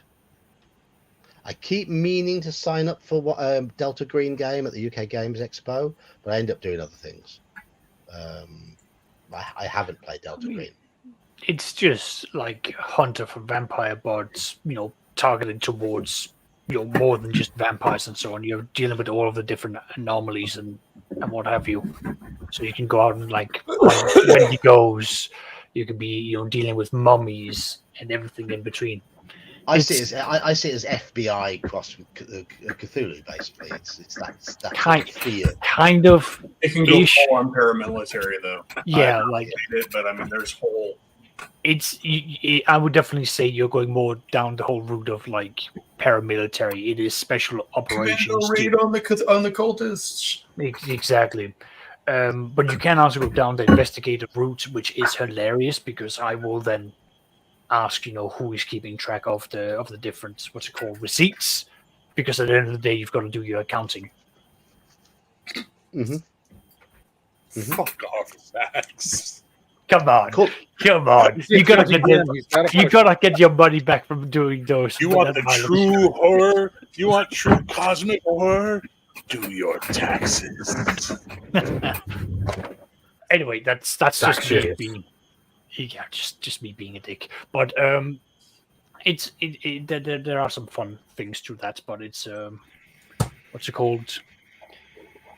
It's one of those like you're going to be playing humans like Call of Cthulhu, going in and you're going to be dealing with things that are well above your head, and you're going to go insane. You're going to come across books. You're going to burn the books because you don't want to read the books. And yeah, the best way that Delta Green was ever described to me was basically Call of Cthulhu with backup. Yeah, because if you're investigators, you're like, we got a cult here. We need a strike team. Send in an airstrike. There's a Shoggoth. So, we're coming towards the end of the stream. What are people's plans for the future? To survive. Survive. Yeah. My plans. I would like to start running game. I'd like to start properly getting into a few of the things I bought in recent years and not had a chance to run properly. I'd like to run some Vassen, for example.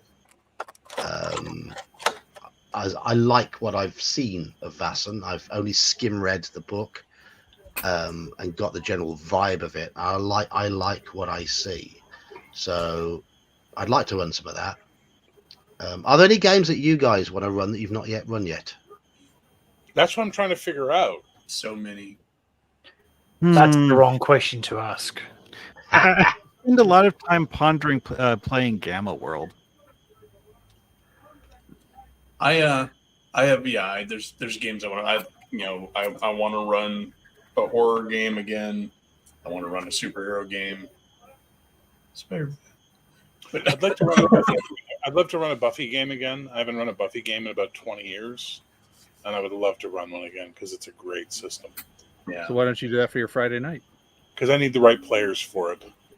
Like if you're running a Buffy game, it has to be people that understand A, they're playing teenagers.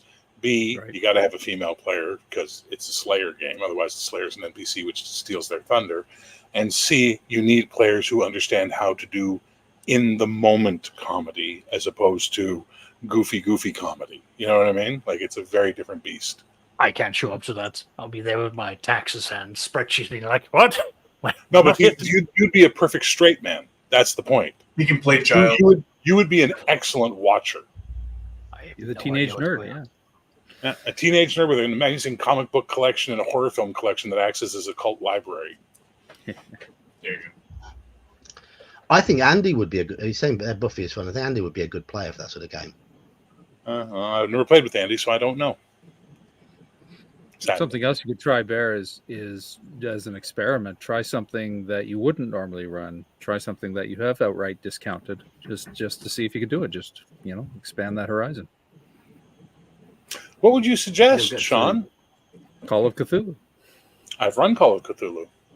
Okay, well, you Like, haven't. that's the thing. run it You guys, I've run a metric shit ton of games. Mhm. That's why when I say I don't like something, it's because I've tried it. You know what I mean? It's not because I'm like, I like my stuff and everything else sucks. No, it's I've tried. Didn't click for me. Didn't connect. Call of Cthulhu is not something I enjoy. I don't like reading Lovecraft. I don't like playing Lovecraft. I don't care for it. Doesn't work for me. Well, here's one for you. One I suggested a while back. The Lex Yes. Arcana. Yeah, I'd have to read it, and that would involve buying it. But yeah, maybe. No. That's the weird. What's the basis of that one again? You're in the Roman Empire, 600 AD, and you are part of a cohort of special operatives going after supernatural menaces that Rome is sending you after. Rome has not fallen. That's the conceit. Rome still rules the world, and they're sending the emperor is sending you after supernatural menaces. So you're And what year basically is it? 600 AD, 500 AD in that range. Fascinating. I'd have to read it. That sounds alarmingly familiar, doesn't it, Iman? Mhm. Aren't you guys Yeah, in Rome in a current Cthulhu game? Yeah. Yeah, about 300 years earlier. They're currently playing on a Tuesday night that scenario, Nice. which Have you is picked up Cthulhu Invictus yet? nope. I'm just running it as regular Call of Cthulhu, Okay. and winging things. I'm not sure about the any rules differences. I'm just winging it to make it feel logical. It's working. It's working phenomenally. It's working really well. Yeah. Bear, Andy's blushing. I do want to say, you will get to play with Andy when I run Call of Cthulhu. So, I'm looking forward to playing in your Call of Cthulhu game and taking it seriously. thank you. And I'm looking forward to playing with Andy. It'll be fun. He's a phenomenal player. Yes. Yeah, he's a good player. Good player. Right. My plans. Unfortunately, I do plan to do quite a few more shorts because they are doing a wonderful job of bringing in new eyes to the channel. I know they're not everyone's cup of tea, but they are quick and easy, and they get. If you've got a channel established, that your shorts do get pushed, and they bring in a lot of new people, which is unfortunately the only way a channel can can avoid stagnation. And YouTube's certainly not pushing my shows. Less than 5,000 impressions on the last video over the past week. Yeah, I honestly think YouTube has decided to just like put mine in the bottom of the barrel, and maybe possibly recommend them occasionally, but not often. I don't get it. I mean, the thing to do is to just clip some bits from your videos and put them out as shorts. You won't get the traction initially, but if one does kick off, then it will bring new clicks to your channel, and then just ride that momentum for as long as you can. Did Bear drop out, or did he leave? Did he say why he was going? He didn't. Have we lost a Bear? It is. Oh, he just got a hold of me on Discord. He crashed in StreamYard. Right. Oh, right. Okay. Andy says his Buffy character was last seen running away from the prom, tearing her clothes off and wolfing out, having discovered her date was actually a ghost. There we go. Well, that was Right. funny. Yeah. Right. Anyway, you have popped in just in time for the goodbye bit, because we are at pumpkin hour. So Bye. I think everybody you see, all the fine folks you see in my panel at the moment, have channels on YouTube. If you're not subscribed to them, do so straight away. Saxius is the latest one to join YouTube. You've put out one video so far, I believe. Yeah, I'm gonna take my time with that to find myself, and more importantly, find the free time to actually do this. I does watched eat up his time. video. It ate my soul. Sorry. His video stole my soul. It's pretty brutal. So we have the channel names are Intellectual Quandary, Bear the Gen X GM, Elfbait, Saxius, Major's Musings, and Mark Hoffman. So get your subs into all these fine people, and of course all the people in chat. Lots of people in chat have channels as well. So check them all out. Slan, Seraphis. Who else is there? Who else have we had? I'm scrolling back actually, and